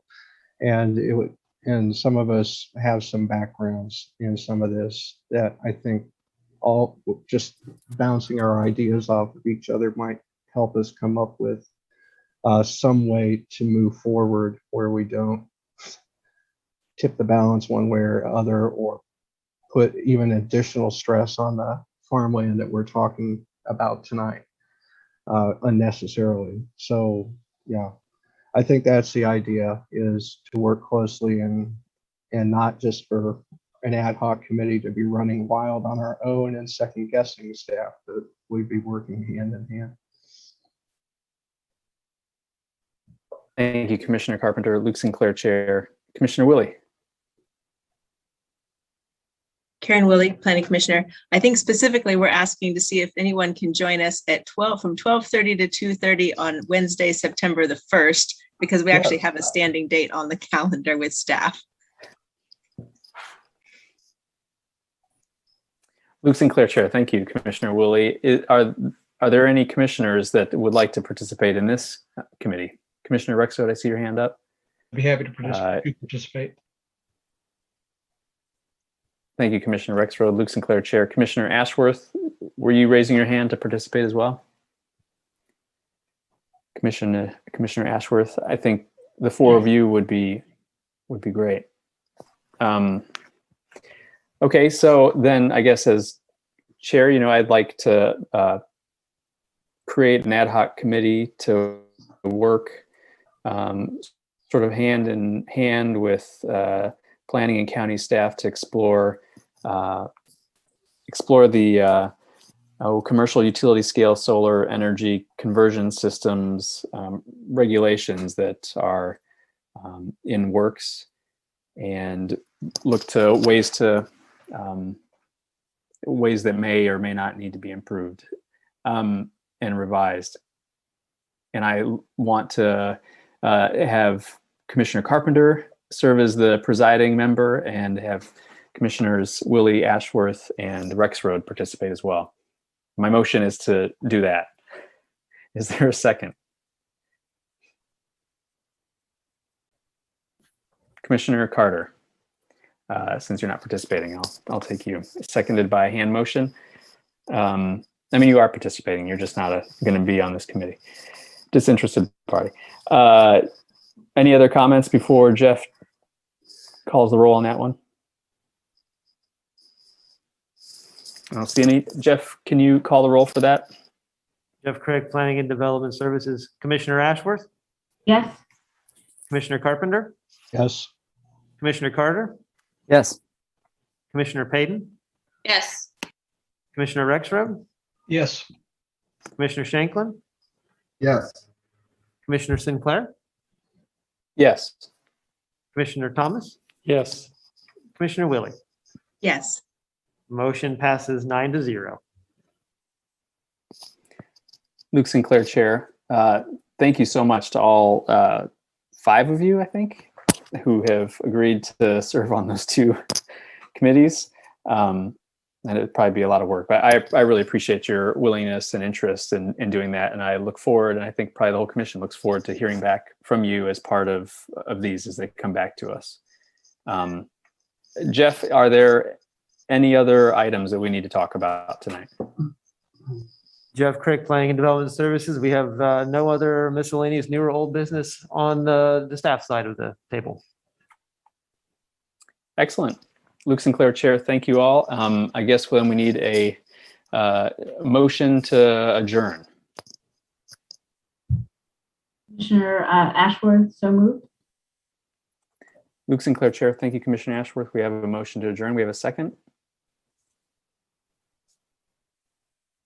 Commissioner Willie with the second by hand motion. Jeff, can you just call the roll on that? Certainly. Jeff Craig, Planning and Development Services. Commissioner Ashworth? Yes. Commissioner Carpenter? Yes. Commissioner Carter? Yes. Commissioner Payton? Yes. Commissioner Rexroad? Yes. Commissioner Shanklin? Yes. Commissioner Sinclair? Yes. Commissioner Thomas? Yes. Commissioner Willie? Yes. Motion passes 9-0. Luke Sinclair, Chair, very well. Thank you, everyone, so much. And we'll see you next time. Thank you. Thanks. All right.